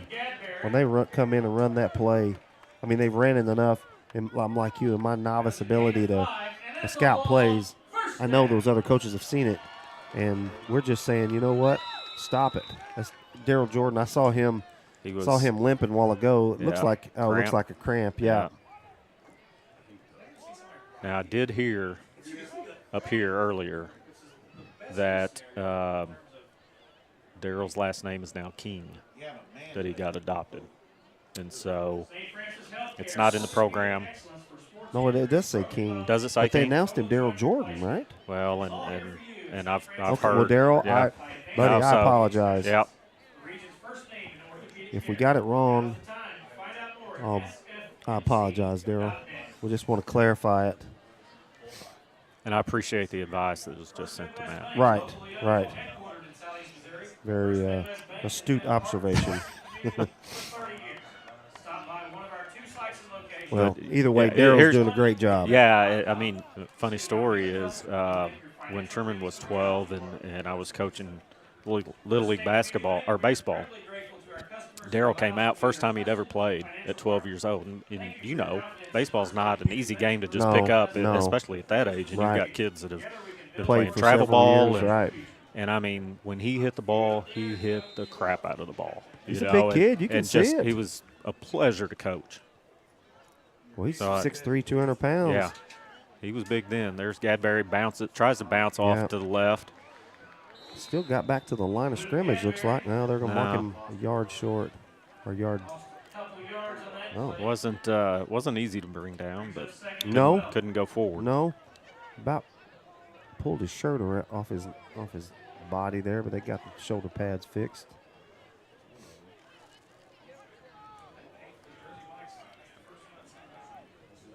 Bulldogs moving quickly. There's. Pierce took a shot. Yeah, I was going to say. Tried to dump it off to Gadberry and hit the defender in the back, but had to get rid of it. Yeah, he was under some pressure. He looked through those receivers pretty quickly and didn't have enough time to check everybody down. It's 3rd and 12 here. 7:42 to go. Good job by Luke to pick up a hold. And Pierce took another hit, got up slowly, but he gets up.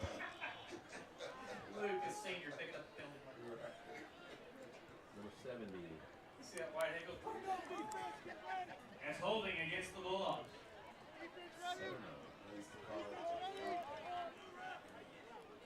It's going to be 3rd and a long. Oh, no, I was going to say, declined it. Decline it and make it 4th and 12. Oh, yeah. And the Bulldogs are going to punt it away. You wondered, I mean, you're, almost on the 35-yard line and thought they might go for it. But Luke has been a quarterback. Let's just remember this. He's thrown some touchdowns this year. We've thrown some trickeration this year, so this would be not a terrible spot on the field to do that, but looks like we're kicking it. Yeah. It's going to Oh, go get Get that. it. Get it. Oh, Oh. why'd they call? What's the flag for? No, I think it was. They threw a flag. I think it was throwing the ball marker. Oh. So, Oh, sorry. Good call. I was like, why'd he throw a flag? I mean, I know you want to pick that up because you don't want to be on the one. Yeah, that's I know. what. Yeah. That's why I said down here with Marcus when he did, or whoever it was down here. Keon, yeah. Yeah, Keon, just let that thing go because now look, now we're really in the driver's seat. Big turnover here. Again, we talked about that. I think one of your keys is the turnover battle. Yeah. Every level of football, you can win the turnover battle. Yeah. So, first and goal inside the 10, handed off to Gadberry, but they're on him pretty quickly, and he's taken down by 76. What do we dial up here? Coach May or Coach Vic? I don't know. I don't know their playbook, but there he comes. There's my guy. Yeah. There's my guy. Let's go, D. D for Daryl, not for defense. Excuse me. They're lining him up sort of like I guess it's not really the slot. Just I know. on the strong side. Pierce straight up the behind middle. him. There we And go. he's in. Yes, sir. They gave it to him. Pierce Baker. Yes, sir. Another rushing touchdown for him as he's got quite the handful now. Listen, I don't know. The only thing again, with my limited knowledge of football, and I mean, I have decent enough amount of knowledge of football. We just got more hats on that side. Yeah. You got more. You got numbers, and obviously they got to respect your receivers when you're out there, so they can't throw 11 in the box. All of a sudden, you get an extra hat in there to block. You don't have to drive them in the ground. Just get a hat on them, and all of a sudden he gets in from 7 yards. Batista in for the extra point, trying to tie it up. Good snap and kick. Yep. And just looks like he just just very smooth kick. Yeah. Pierce got a little fire in him right now. He's fired up. Yeah. And, it's fun to watch that because it's a design run, obviously. Yeah. And they know it. We knew it. Everybody in the stadium knew it. But and every team now is running out of the option. Yeah. I mean, out of the shotgun. But you don't see a lot of teams that Sikeston's played that it's, they're running their quarterbacks as much as Sikeston is. And it's been so effective. Yep. Like we talked about. Pierce is a gritty kid. Yep. He's going to put his head down, and you're going to have to tackle him, and you're going to have to bring more than one hat on him, too. Yeah. Talking about Luke Gadberry being catcher, Luke got hurt at the start of last season, and Pierce was the one that got the gear on and went behind the plate and really took a beating with wild pitches, pass balls, and held his own. And now I say kick this deep for them scooting up. That's exactly what they did. Yep. See if he can stop it. Oh, stop! Gosh. Just into the end zone. Or a touchback. He had a 9-iron. Need to hit a sand wedge, put a little spin on it, and stop it at the goal line. That's a good idea, though. That's fine. Obviously, we're good with that. I think everybody up here in the booth was screaming for it to stop. Dig in. It's all right.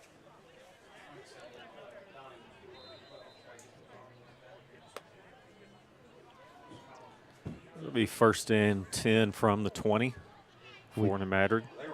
All tied up here. It's 6:53 left to go in this third quarter. The Bulldogs did obviously a good job getting them off the field after kicking to them to open the half. This is a big possession here, too. It is, get them off the field. We got a little. And there's another ball on the field, and it looks like the Bulldogs have it. Did we get it? We're acting like we did. Yeah. Look at that. Look at that. 2 big plays there. 2 big turnovers. Demarius Brown comes up with the ball on the fumble, and that's a number of fumbles we've seen on the snap. Right. Oh, this is 4th or 5th fumble that the quarterbacks had trouble. It's not been the snap. It's been just him taking the ball. Yeah, I mean, they haven't looked like bad snaps. No. New Madrid calls a timeout. Probably not a terrible timeout to sort of regroup here. Sikeston in the red zone here with, as we call, Uncle Mo on their side. Yeah, I was going to say they're trying to slow Mo from getting Absolutely. even further down the road, aren't they? That's it. It's one of those timeouts in basketball. When a team goes on about a 10-0 run, you got to throw a timeout at it and try to slow the momentum.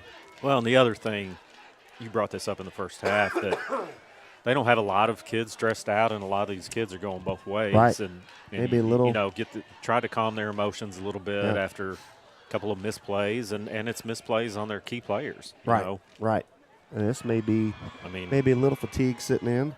Excuse me. Rosano was the one that fumbled the punt return, and now Mungle on the exchange here. So, and let's see what we can dial up here. See what Coach Vic dials up. Is Daryl in there? I don't see him. No. Okay. Wait for a special weapon on second down if we need it. Right. I guess we might run this little that little pitch, that little sweep pitch. I don't know exactly what they call it, but yeah, we haven't seen that as much tonight. Hey, what'd I say? Yeah, there we go. Option with Pierce keeping it there. Yeah. The big thing here too, one thing to look at is that we can still get a first down. Yeah. Without scoring. So again, we're in the driver's seat here. We need to get this one into pay dirt. You expect a lot of runs here. Sure. Inside the red zone. Yeah, they're stacking the box. There's Pierce Baker on another keep. He's gone off to the left. Hang on He's to it. Yes, sir. Good boy, Pierce. That's 2 touchdowns for Pierce Baker in the last couple minutes. Absolutely. What a great play. We talked about running it. We just wanted him to run and keep the clock going. Yeah, well, but I'll take the 7. Absolutely. He looks like that was designed that way. Yeah, but I think so. They stacked him up, and he just bounced it outside and just outran him to the end zone. See if he's not too tired to get the hold. Get the hold down, doesn't he? Snap, good hold. Yep, it's down and good. And Mauricio just looks like he's just like a chip shot to him. Yeah. And I know I've seen him kick a soccer ball. They kick the crap. They kick those things 60 yards or more. And he's what, a sophomore? Right. Yeah. Right. Well, it was against Cape. He kicked a 35-yarder or something? 40-something. Yeah. Yeah. Well, and I got you out to one of the soccer games earlier this year and encourage everybody to go out on the 21st. Yep. It's their big fundraising night. Oh, is that the gold? Yeah. And so really encourage everybody to get out there playing Notre Dame. So it's a big rival. Yep. And I think Notre Dame's not the same. I know. I'm not being critical. I'm just saying I don't think they're the same. Well, and we talked to one of the Notre Dame parents when you and I went to that game, and Notre Dame had yet to win a game. Ah, okay. So, now I don't know if I was aware of that. Same animal, though. That's the word I was looking for. Right. I'd say we got to kick this one deep too. Oh well, little. Okay. He's rushing to get out of bounds. That was number 7, Wyatt Fitzwater. I'm sure they probably told him something similar to that. Get hit and risk coughing that one up. I'm but sure no, Mauricio, he was told to do that. Interesting that we didn't kick it into the end zone. Yeah. But he did what he was told. I'm confident. I don't think this game, the soccer game on the 21st, is senior night, but a lot of key seniors. You've got some people that are with familiar names. If you're a basketball fan, yep. Got 3 starters out there starting on the soccer field as well. Tell you what, the Bulldog defense has done a much better job this half. Absolutely. You can see their line's not getting the surge that they were getting. And again, I think some of those O-line and D-line guys go both ways. There's been a lot of plays, a lot of – Well, and when the ball's going to one of 2 people. Right. So we're able to key on them. You've literally seen 2 other people targeted all night, I think. Now, this could be one of them. Right. And they're great tackle Jones there. Behind the line there. Is that Kenneth? Who was that? No, 24. Excuse me, Jaden Wiley. That a baby, Jaden.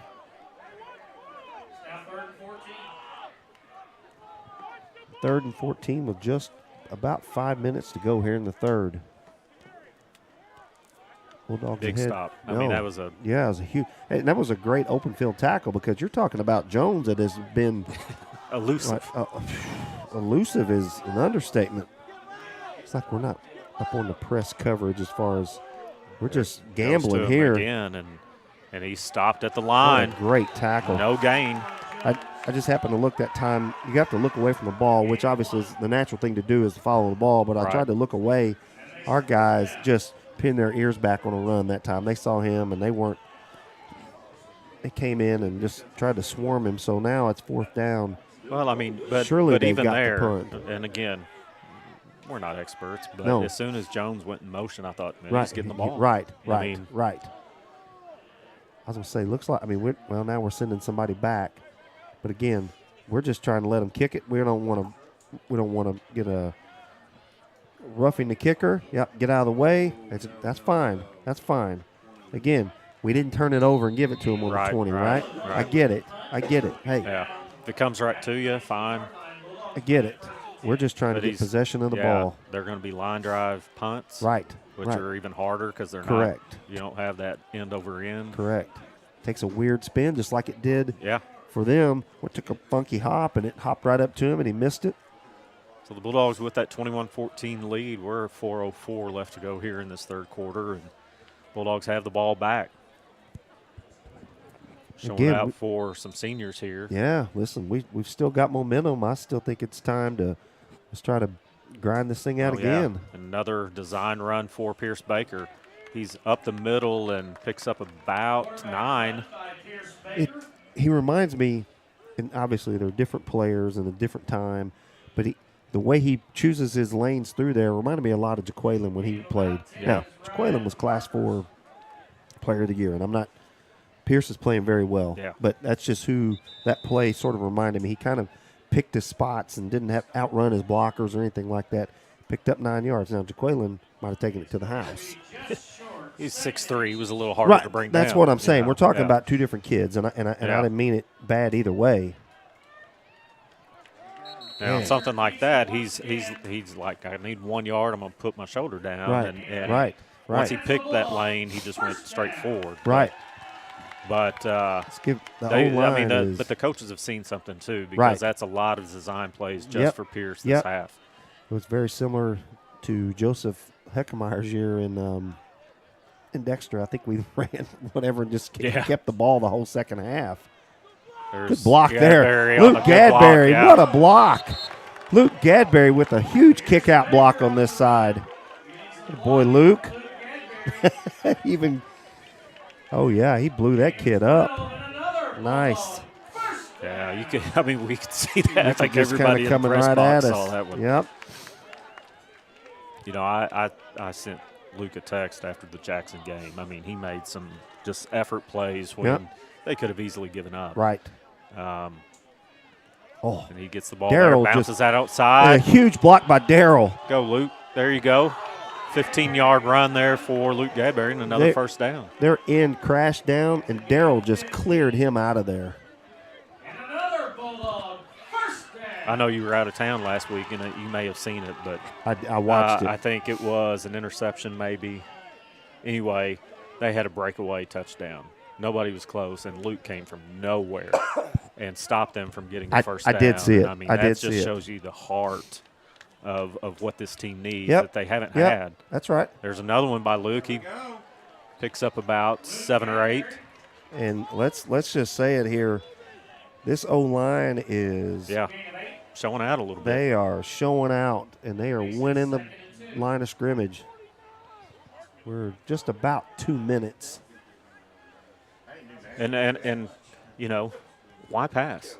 Oh, why? I mean, if you're picking up 8 10, yards I at was least. Say, 10 yards of New Madrid they look gassed. Yeah. Oh, they got somebody cramped that just ran off the field. Number 8 who's I'm been sorry, out they there. called timeout. Number 8 who was Malachi Hughes. He was the one that ran Pierce out right around the 50 after that block by Luke. And, Yeah.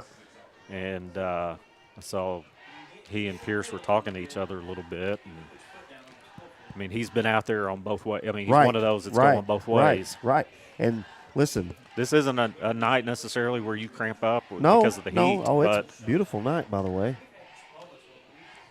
But, I mean, you see number 3 over there is just completely bent over. Right, that's what I mean. And that's you have to use whatever advantages are given to you by the team, and their bench is short, and you have to exploit it. That's just what it's about.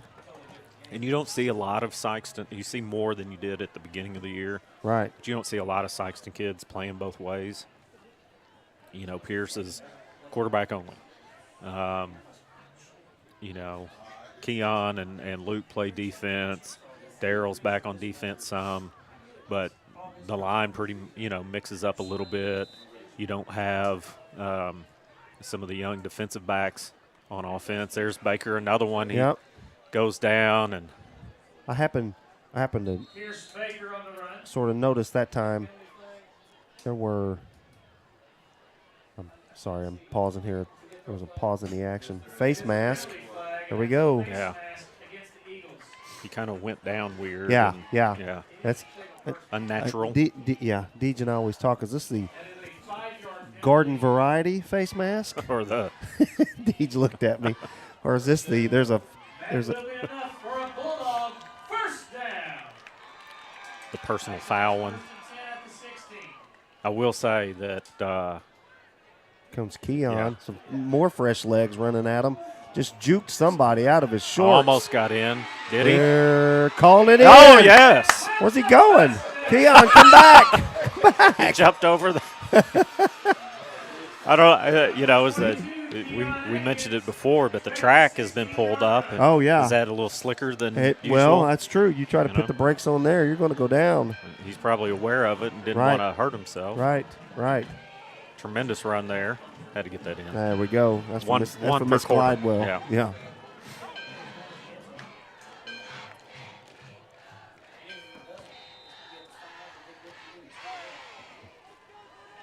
So 27-14 now. 28-14 is another one up through the uprights. This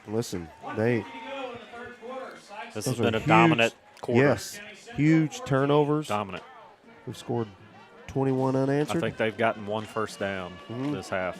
21 unanswered here. Yeah. Minute 50 left to go here in the third. Just got a text from Joseph's mother. She said she loves hearing her kid's name. But I didn't do it under any purpose other than just reminded me of that, Kim. Great. He's a great kid. Loved him when he was here, and he's a great young man. Kim got your Venmo? No Venmo needed. No, what I was going to say is, I don't know if you went to the game last year, but it was a lot of chirping back and forth. Oh, I did not fouls. go. I did not go. I remember. It started before the game even started, Yeah. and what's been nice is there hasn't been a personal foul, there hasn't been unnecessary roughness or anything, anything that would hurt either team is. They almost didn't pick that up. No, you got to pick it up. You do. Oh, yeah. It would essentially be an onside kick then. But that one, I think that's what they've been looking for. You see them come over here and congratulate him on that kick because he kicked it. It stopped there. And then he's boxed in at that point, so you got guys there covering it. Yeah. That's what they're trying to do. Kick it there in that corner where they can't get out and get running because you get Jones and Rosano out there, and all of a sudden they could score quickly. See if New Madrid can make some adjustments here. We got a minute 50 here in this third quarter. Bulldogs up 2 touchdowns, 28-14. Here's a sweep. This side. But a good job of containment again, and he's maybe a yard. Yeah, you can see the difference when their O-line's not getting that push, that surge. Yeah. They're pushing our D-line back 2 or 3 yards. All of a sudden, you see our guys getting there putting hats on them, and 2 or 3 guys are tackling their ball carriers. We're talking about a different game here. Got 2 split out on each side. Second and looks like Mungle got maybe? different sign from the coach.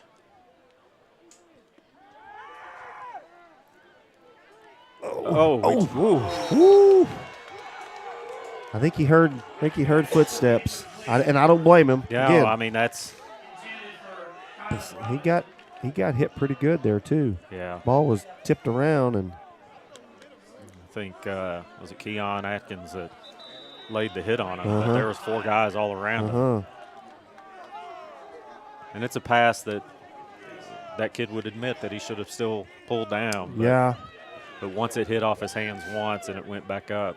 Kylan Robinson is a terrific player, but he's a freshman, and it's a different level. Listen, I know we got some freshmen and sophomores. We also do have some seniors out there. Marcus Sanders and company out there.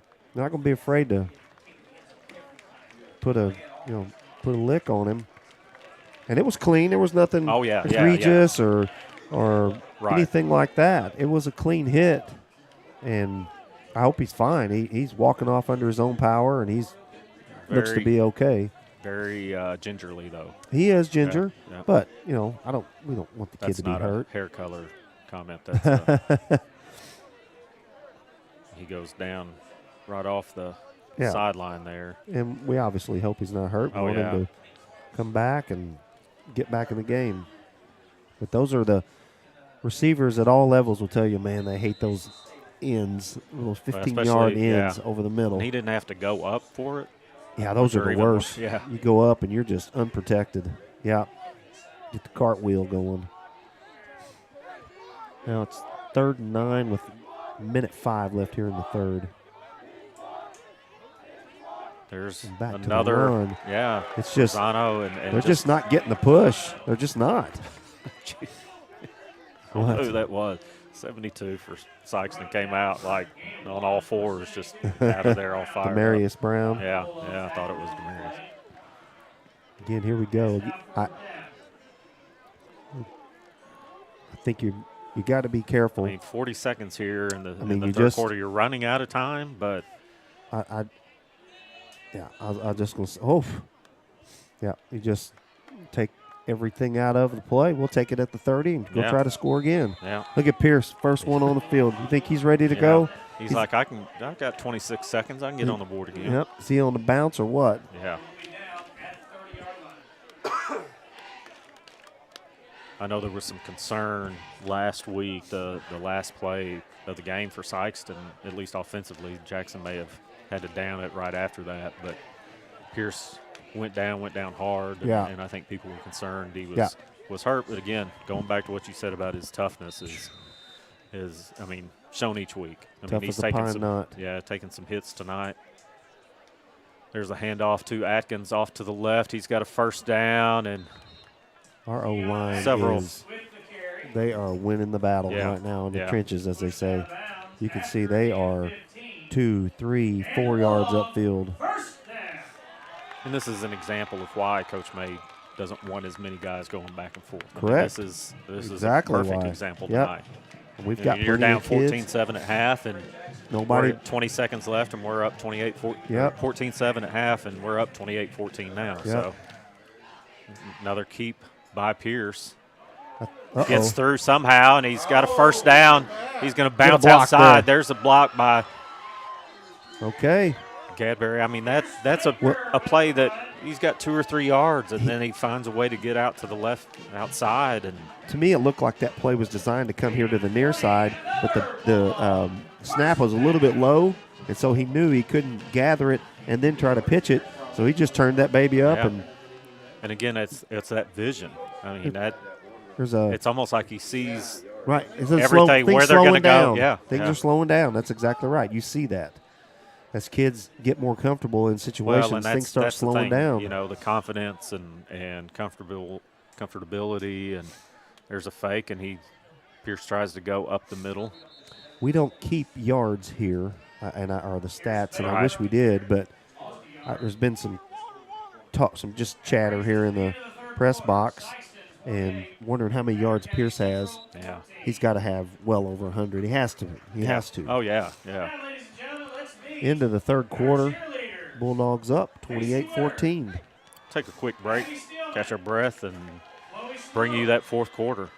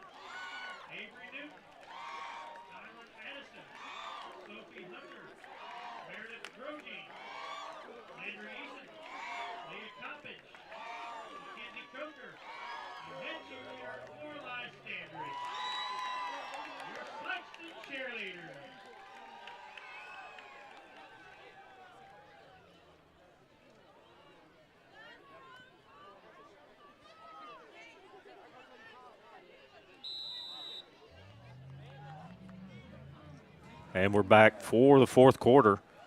Gareberry this time in motion. He's throwing it. He's got flag Atkins, down. or no, that was Love.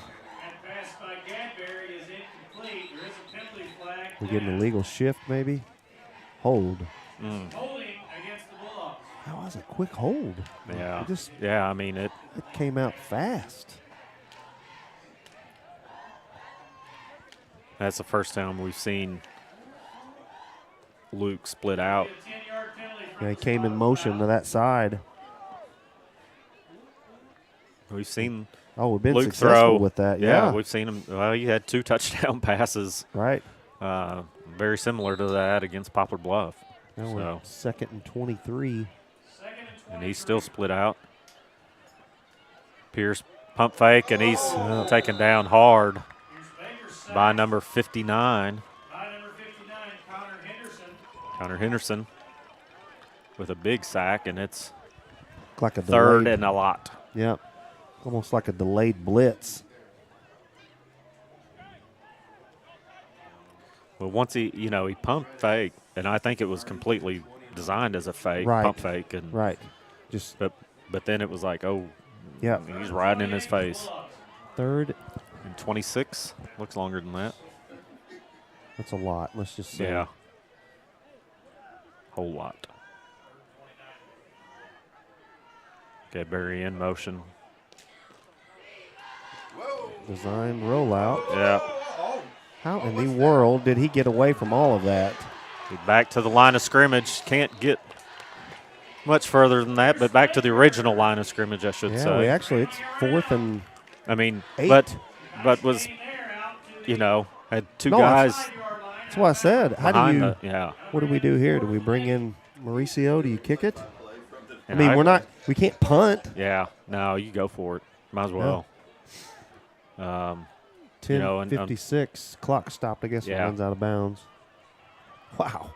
How would he get out of that? I don't know.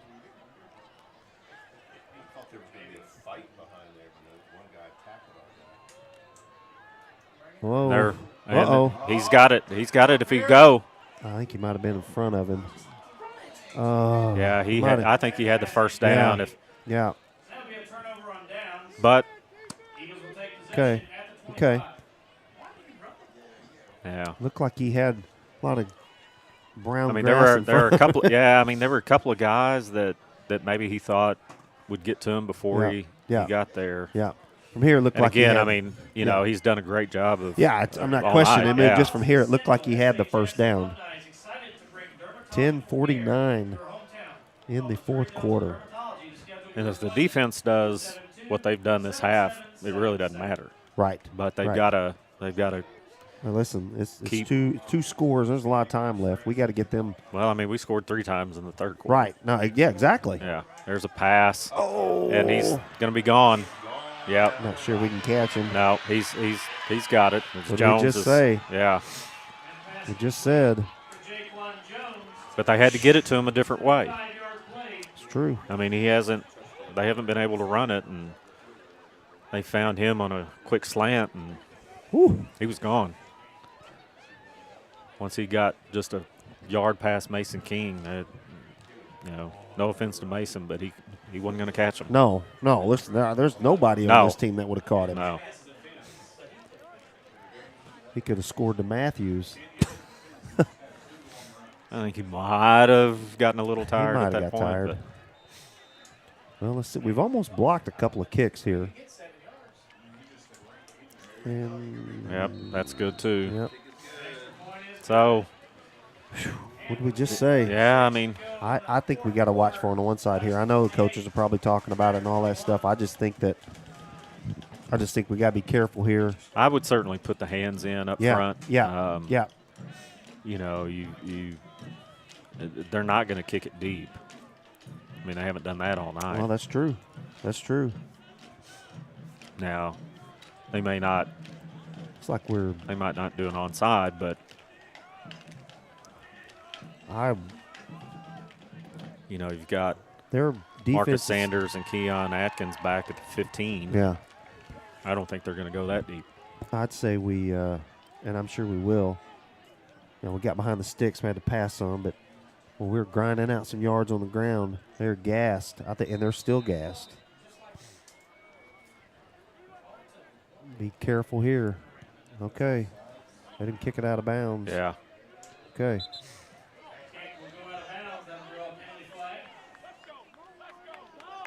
What is you can have them re-kick it, or is it like 15 yards from where it goes out of bounds? I can't remember the rule I'm not sure. I think all three, high school, college, pros all do it differently. Maybe if they kick it out of bounds, just get it at the 35. I think that may be the rule in high school at least. NFL's got that weird. Have you seen that? Yeah, the kickoffs now. Yeah. And I get it. There's guys just safety. Of course. Those guys are just getting really hurt, really injured. Some of the best D1 teams now have kickers that every time it's they just kick it. Yeah. Kick it through the uprights almost. Yeah. Bulldogs try to run some time off the clock as they run it up the middle with Pierce Baker again. He gets about 6. Pierce Baker on the run. He is going to be one tired young man tonight after this game. Yes, he is. And the other thing that this does, too, is not only are we getting positive yards and keeping their defense out there and gassing them, and it's cranking that clock, too. Now, I still think we need to score one more time. Yeah. Last couple possessions before we turned it or punted it, we put Holcomb in the backfield, who just gets the ball, and so interesting to see him in the game in the backfield for Gadberry. Gadberry's done a great job tonight, but maybe he's getting a little gassed, and they think we need him on defense. Right. Don't see him on the field at all. No, Luke's not out there. No, I was just looking for him on the sideline. There's another design run for Pierce Baker. He's got the first down. down. Got a boy Pierce. Pierce Baker. That's a good. I think there's Luke right there. A lot of coaches in the front part. But yeah, I'm with you. I don't think he's injured. I just I think we're going to need him. We need him fresh, or as fresh as he can be on defense when we go there. Let's keep his clock cranking. 9 minutes to go, fourth quarter. Bulldogs up 28-21. And that's not a knock on Kenneth Holcomb, who's done a great job all year, too. It's just not at all. It's coach understanding his personnel. Burning that play clock all the way down, which is a good thing. There is Holcomb up the middle. He's got 7, got 8, got 10. Oh, got 12. Man, he was one tackle. Yeah. I was just getting ready to say, he's a fast kid. He's got that almost surprising speed. Yes, I mean, you don't see it, but then he's got some times where he's broken away after he gets, breaks one tackle, and you look up the field and he's got 12 just like that. Right. He was one tackle from taking that baby to the house. 8:35 and counting. Bulldogs. And the flip side is, as tired as they are, he's got fresh legs. Right, exactly. Bulldogs are just more than willing to crank that play clock all the way down. Give it to him again. Yep. He's got another first down and then some. He Nope, got pushed shoved out of bounds about the 7-yard Attaboy, line. Kenneth Holcomb.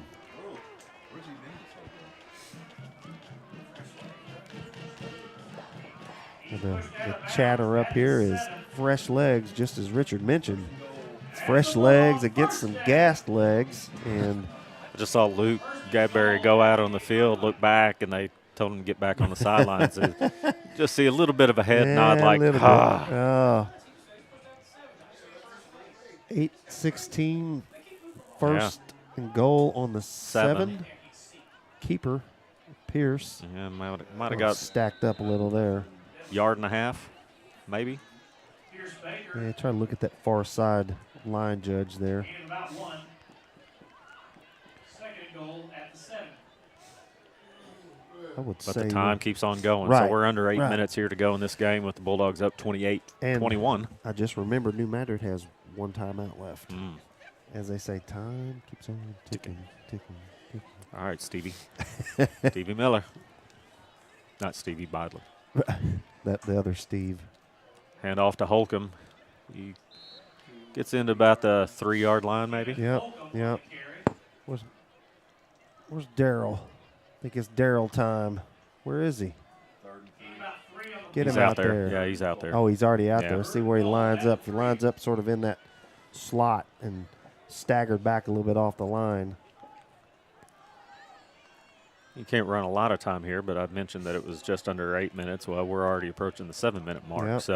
We are going to be under 7 after if you this. can score here, it's going to be huge. Absolutely. Yep. As they've there run he some is. time off this On this side. on this drive. Baker He's in. looking. He's in. Got to be in. No. Yes, sir. No. Yes, sir. I keep looking at the I was refs and they're like, you know, yeah. not showing it, not showing it, not Right. showing it. And then, What a great. and What again, a- just bounced around enough to Right, find that seam just small enough to get through it. A great job. I mean, you know, Yeah. we talk about Pierce, and obviously he's deserving of everything, but we mentioned it a few times. The O-line is just absolutely controlling this right Say now. it. What have they been? Terrific or tremendous? Tremendous is your word. Okay, all right. I forgot you were going to go with terrific. Yeah, I'm trying to go. Got a boy, Mauricio. Split the uprights. It's not often in today's football at the high school level that you see every touchdown there's been a point after kick through fine. You know, I mean, usually Boy, you'll see. You just kiss of death here. Well, I mean, I hope so. It's like because he's at all his free throws tonight. Doing. Way to go. Well, I hope so if Madrid scores. I mean, I didn't say it before Mauricio kicked. Right. You're right, though. And listen, let's give credit where credit is due. We've, I think earlier today, Richard and I were talking at lunch. You know, we had we talked about the improvement over the season, and there were some snaps. But hey, let's give credit. Snaps have been right on on the point, mark. Yeah. on the mark. Sam McGill. Sam is doing terrific, and you know, what a good kid, what a hard worker. Oh yeah. He hasn't been doing it long. And I mean, despite the name, oh, that's true. No relation, right? no relation. And somebody. And Oh, he's down. He's yeah, down. yeah. Yep. An Eagles down in high school or college. You're down. But he is. So, shout Yeah. out to Sam. Yeah. You Definitely. obviously can tell he's been put some effort into it. And we haven't said his name. I mean, we No. haven't said a lot of names on defense No, tonight. no. But Sam's one of the leaders out Yep. there on defense. Yep. He's the one that gets the signs in Yep. from the coaches. Yep, you can I see mean, him right now. He's barking a out the coach's son. signals. Yep. You know, I mean, Oh, it's he's that. He's going to have that IQ. Mhm. Yep, for sure. And it's good to see his dad back up top helping Love it. out again. Love it. Him and, Love and it. Alan Sheeter both Oh, coming out we- of retirement. We talked about that. Yeah. I'll mention something to you. Now we've gone down 3 down linemen and kind of dropping 4 back because you Yeah. figure that's They're what they're gonna- going to have yeah. to do. And, is they're and a gonna good have to job. I pass it. mean, Yes, you know, exactly they got right. it to Jones, but he picks up 3. Talked about the experience of the coaching staff. This was from Mr. Voorhees earlier this year. Oh, yeah. Saw Mr. Voorhees. The king. Yeah, I told you that. So, yeah. And I heard you guys say it again. Yeah, but we go from him being the elder statesman to Yeah, get- well, hey, go get we my were water, would you? at the Jamboree, we were sitting by each other. Yeah, that's right. That's right. So we've dropped more guys back in coverage. See Keon go way back. And they go to what Jones a nice again. Tackle. So this is almost like a no doubles. This is not a prevent defense. Right. It's almost like a no doubles defense. Yeah, in baseball, you're backing up and you're keeping everything in front of you. Yeah. And when they turn, they're willing to take that short drop. And now we're under 6 minutes, 5:55 and counting. And you talk about a good tackle there was Marcus Sanders. Right. He's had a good night. And he tackled him Yeah. really good form, head at his chest and driving him down, wrapped him up around the waist, and he was not going any further. 3rd and 4 here. A 2-touchdown lead for the Bulldogs. On a run And at us, and yeah, they stop him. you would A couple yards short of the first down, and I mean, this has got to. You got to go. Yeah, they're going to go, of course. But as they do, time kicks off. Right, Click. correct. Cranking down. We're going to be probably close to 5 minutes after this snap. It's going to be 4th and 1. Atkins runs off the field and told to get back on there, and there's some confusion, and it looks like there's going to be a timeout on Sikeston side, which not a bad thing. I think that's their first timeout of the half. Right, right. No, we want to 4th and 1. You want to make sure you've got what you want to run here. Correct. I'm just laughing. Coach Jacob May sent me a text and said the position I'm talking about Darryl lining up in is the sniffer. Okay. Okay. I believe you. It's Thanks, J. May. Exactly. Thanks, Coach. Thanks, Man Bun himself, right? Got to play trivia with J. May, I guess last month, a little month and a half ago. Good. But anytime you go against Deej's team, you're like you're going fighting up for against second. Going up against the 27 Yankees or whatever. And they came over to brag several times throughout the night. They had several Sikeston Public Schools employees rubbing it in on the rest of. I mean, my table was a lot of Southeast Elementary staff members. All right, defense. Let's see what we can do here. 4th and a long 1 here. Looks like we're stacking the box here, expecting a run. I would be. There's Jones in motion. They hand it off to Rosano. Oh, he didn't get it. Oh, he did. Oh, he got I saw through the second time. effort. Sorry about that. Saw Marcus look like he tackled him. Well, Luke was back there as well. Luke. Okay. We're at 5 minutes. And I mean, that's a good run. Yeah, I mean, absolutely. Sikeston was right on it, but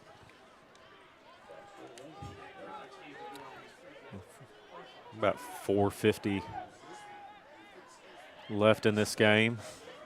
Jay May said the only reason he knows that is because Tennessee runs a very similar play. Oh, pick it. Interception, Go to the Sam house. McGill. Take it to the house, Sam McGill. There you go, boy. Atta baby. Sam McGill saw it coming. That is because of the name right there. That's right. Atta boy, Sam. You think Dad's proud?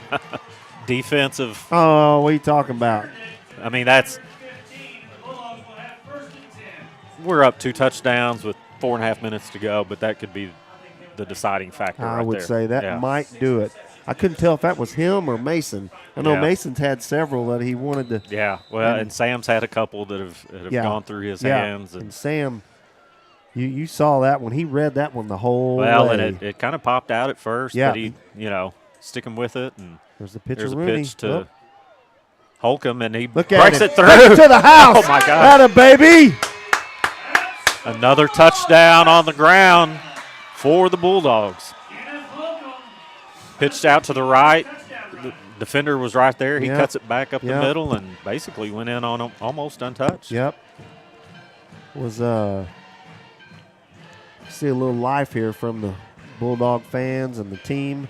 It's been a minute since we beat New Madrid in football. I don't remember exactly. Yep.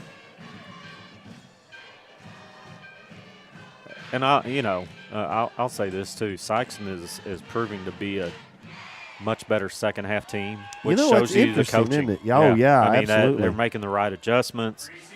I met Coach May way back in the spring.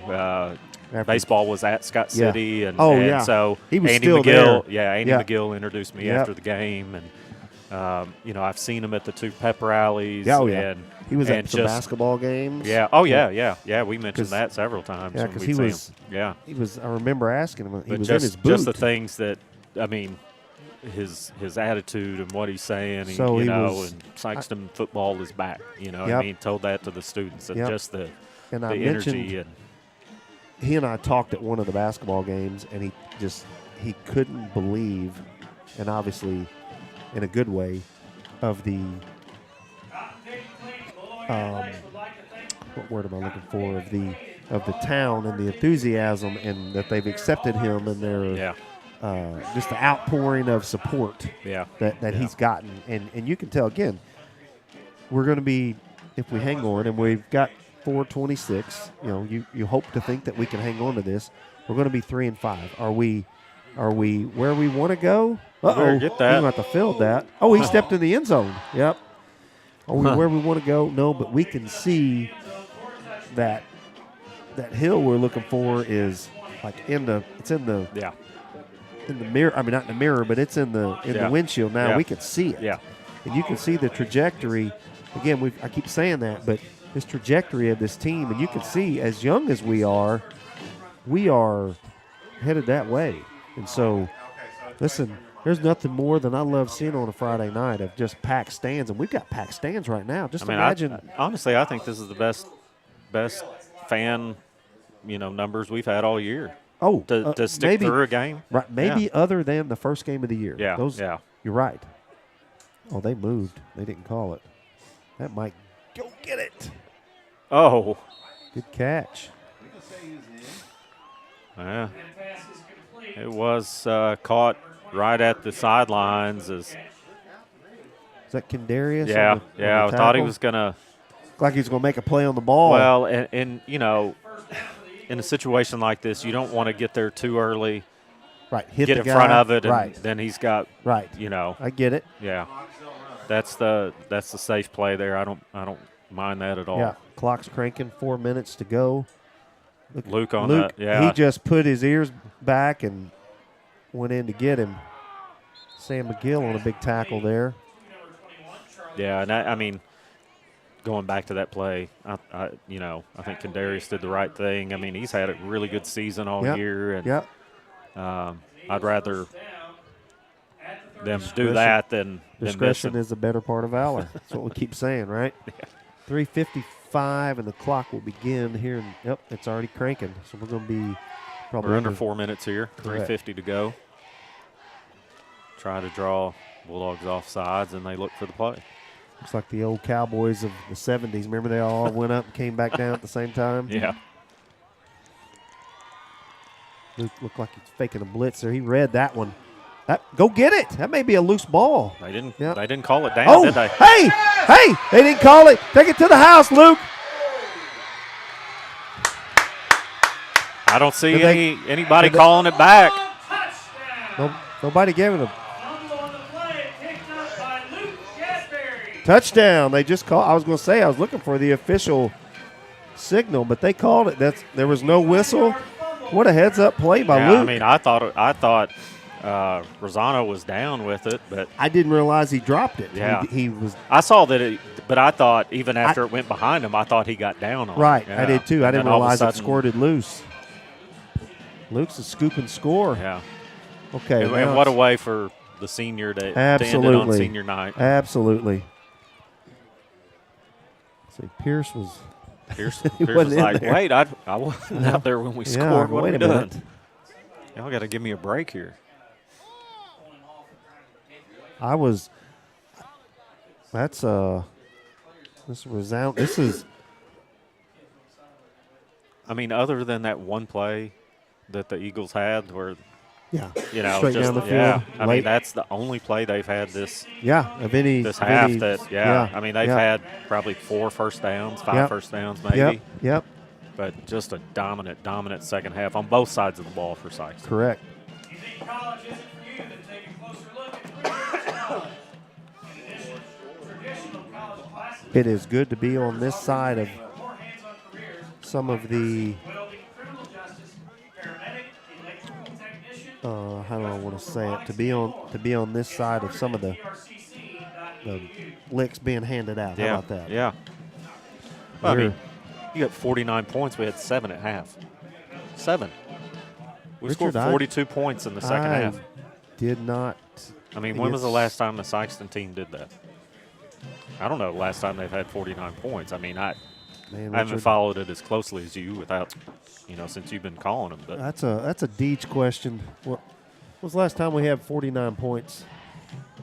It's been a minute. Deej, the walking encyclopedia, says it's been a minute.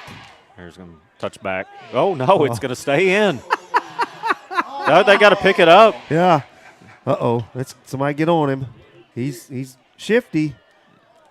Good tackle from behind. They did not giving up on the play. I mean, it looked like neither one of the guys wanted to pick it up, and it was like, it stopped. We got to. Yeah. 49-21 with 3:09 remaining. Obviously, you think that. I mentioned that, a couple series ago. Luke wanted to go back on the field. No. He's now like, he got his touchdown. I'll get my touchdown. Now he got his touchdown. You won't let me have it on offense, I'll get it on defense. That's right. Uh-oh. Got a flag on who? penalty flags. They're looking at the Madrid sideline, but it's an unsportsmanlike. Against the Eagles. Probably half the distance to the goal. And again, mention what last year's was like. I mean, this is the first one of tonight. Yeah, and you got to be. I mean, I'm sure it's some frustration boiling over on their side. I get it. It's not. There hasn't been any signs of any of that tonight. No. I heard nothing before the game.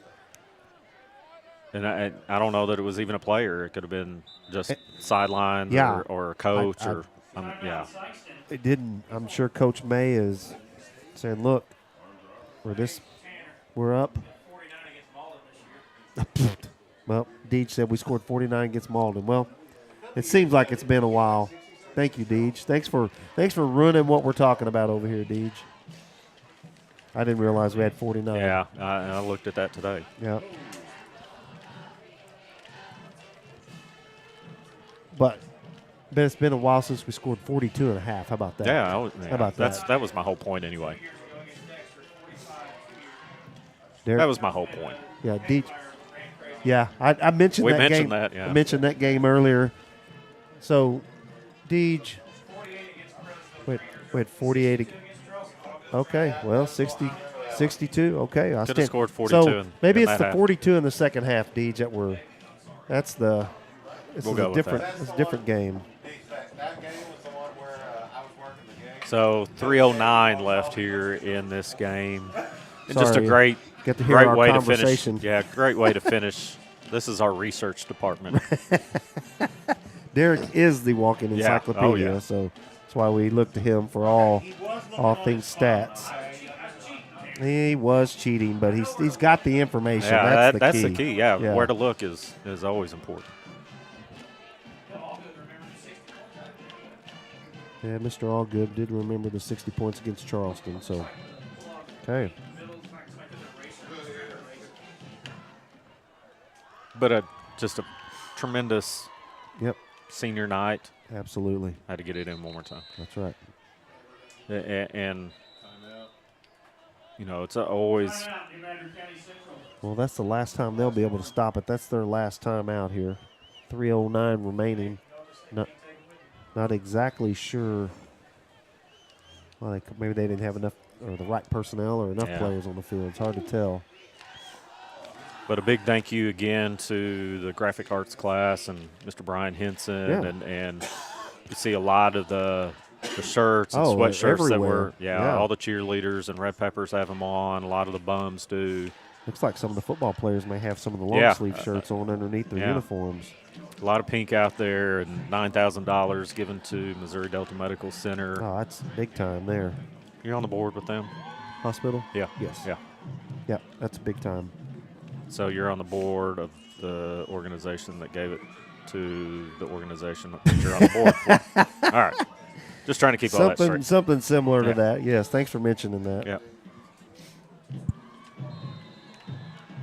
Yeah, Mr. Henson does a great job with his students. Yeah, they always learn has. a lot. Yeah. Always right. We're talking about nothing new here. There's Rosano bouncing off to the left side, and somebody's got to get him. He cuts it back up the other side of the field, and good tackle from behind. Daryl King. Yep. He's tackled by Daryl King. Well, we're in a pass defensive formation with 3 down linemen. All of a sudden, he's 6 and 7 yards deep in our defensive backfield, and he's getting ahead of steam. He's hard to bring down. Fast, shifty, elusive. Hey, he's had a great night. Yeah. I mean, just hadn't done a whole lot in the second half. Right. He'll probably sleep on the way home. Ooh, they're going to be tired, that's for sure. Coming this way. Well, looks like we. Yeah. We're reaching in there trying to strip it out. Let's just tackle him. That's Jaden Williams, a freshman.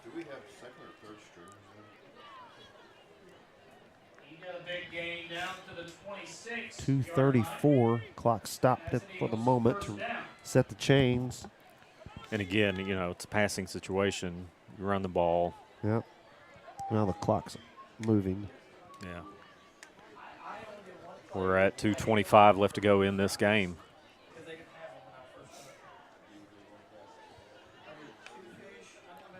Bulldogs sidelines, all smiles. Oh, yeah. A lot of people have stuck around for this one. Oh, yeah.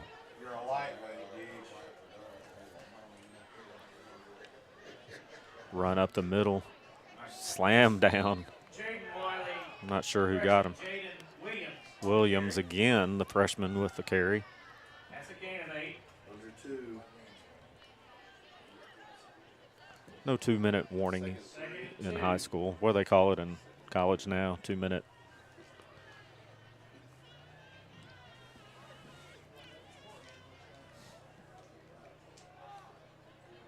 Another run this time by Rosano. He gets inside the 5, or right at the 5. A couple of Bulldogs slow to get up. Right at the 5-yard line. Let's finish this one off, guys. Is that Sam McGill, maybe? That's Mason. Mason King. Yeah. Shaking it off. He's tough. Got a little shoulder stinger. Yep. He's coming off, but as they said, we called our last time out. Can't take it with us. Mason didn't care whether we. Yeah, he was just coming like, off. I'm coming off. Can't play with 13, or 12, but you can play with 10, I guess. That's true. Well, it would have been offside. Well, yeah, I was going to say, yeah. 1:09 remaining. Guess there have been crazier things that have happened, but I feel like they're probably going to, if they score here, they're probably going to onside kick it. You would imagine. Then I would think we would go into the victory formation because then they have no timeouts to stop it. Right.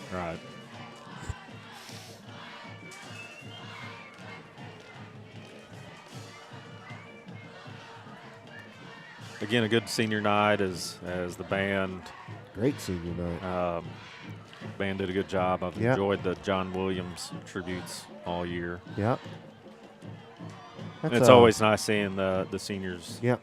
As just seniors play the red and black for the last time on this field, and band seems to be in better shape than it's been in a while. Seeing the numbers wise.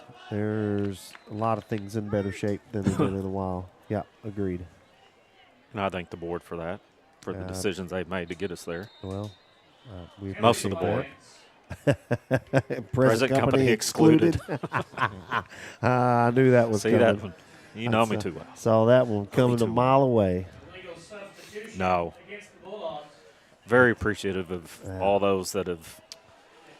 I mean, feel like we're the school and all those. Yeah. We feel like all that's in a good trajectory too. We love what Shannon Hollifield has done as superintendent.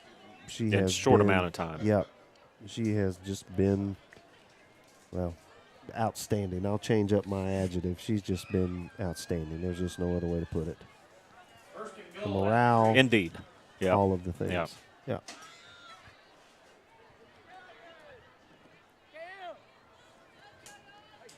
Uh-oh, keeper.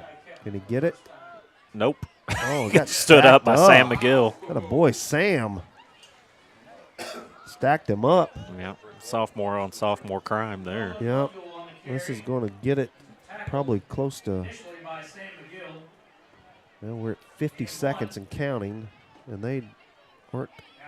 No. I mean, he may call his own number they're again. not going to win, but yeah, I think they'd try to get this touchdown. And I'm sure they will. They can't stop the clock. 36 seconds left, Oh. and there's a fumble on the Bulldogs. Bulldogs got it. What are you talking about right there? What a way to end the game. What a way. What a baby. That's got to be. Looked like Sam was the one that came up with it, too. Or at least he was the one that handed it off to the. Was that 5 turnovers probably? Because we had the 2 in a row. Yeah. We've had that one. We've had the pick 6 and the scoop and score. So that's 5. 5 turnovers. You have 5 turnovers. That's tough to overcome. Yeah. I don't care who you are. Well, penalties, turnovers, and eliminating big plays is what I had on my list. And other than the start of the second half with the penalties, it's gone pretty well.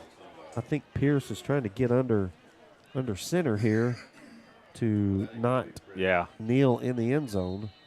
That will do it because we're under. Yeah, we'll have one more. Yeah. Nope. Clock is under 25 seconds, and they haven't started the play clock yet. Yep, that'll do it. Will do it. Richard, before we forget, before we wrap up here, obviously a big thanks to Mr. Beidler and his team for all the videos.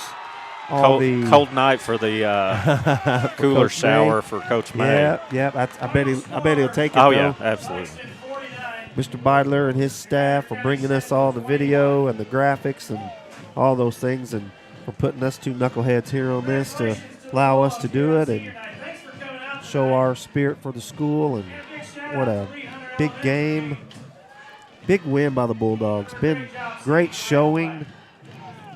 And a lot of resilience here. And a thank you to the seniors that have gone through the Shawshank quote unquote mud to get to this position, and they've done a good job this year in leading the way to get this program headed in the right direction. That's correct. Agree with all the above.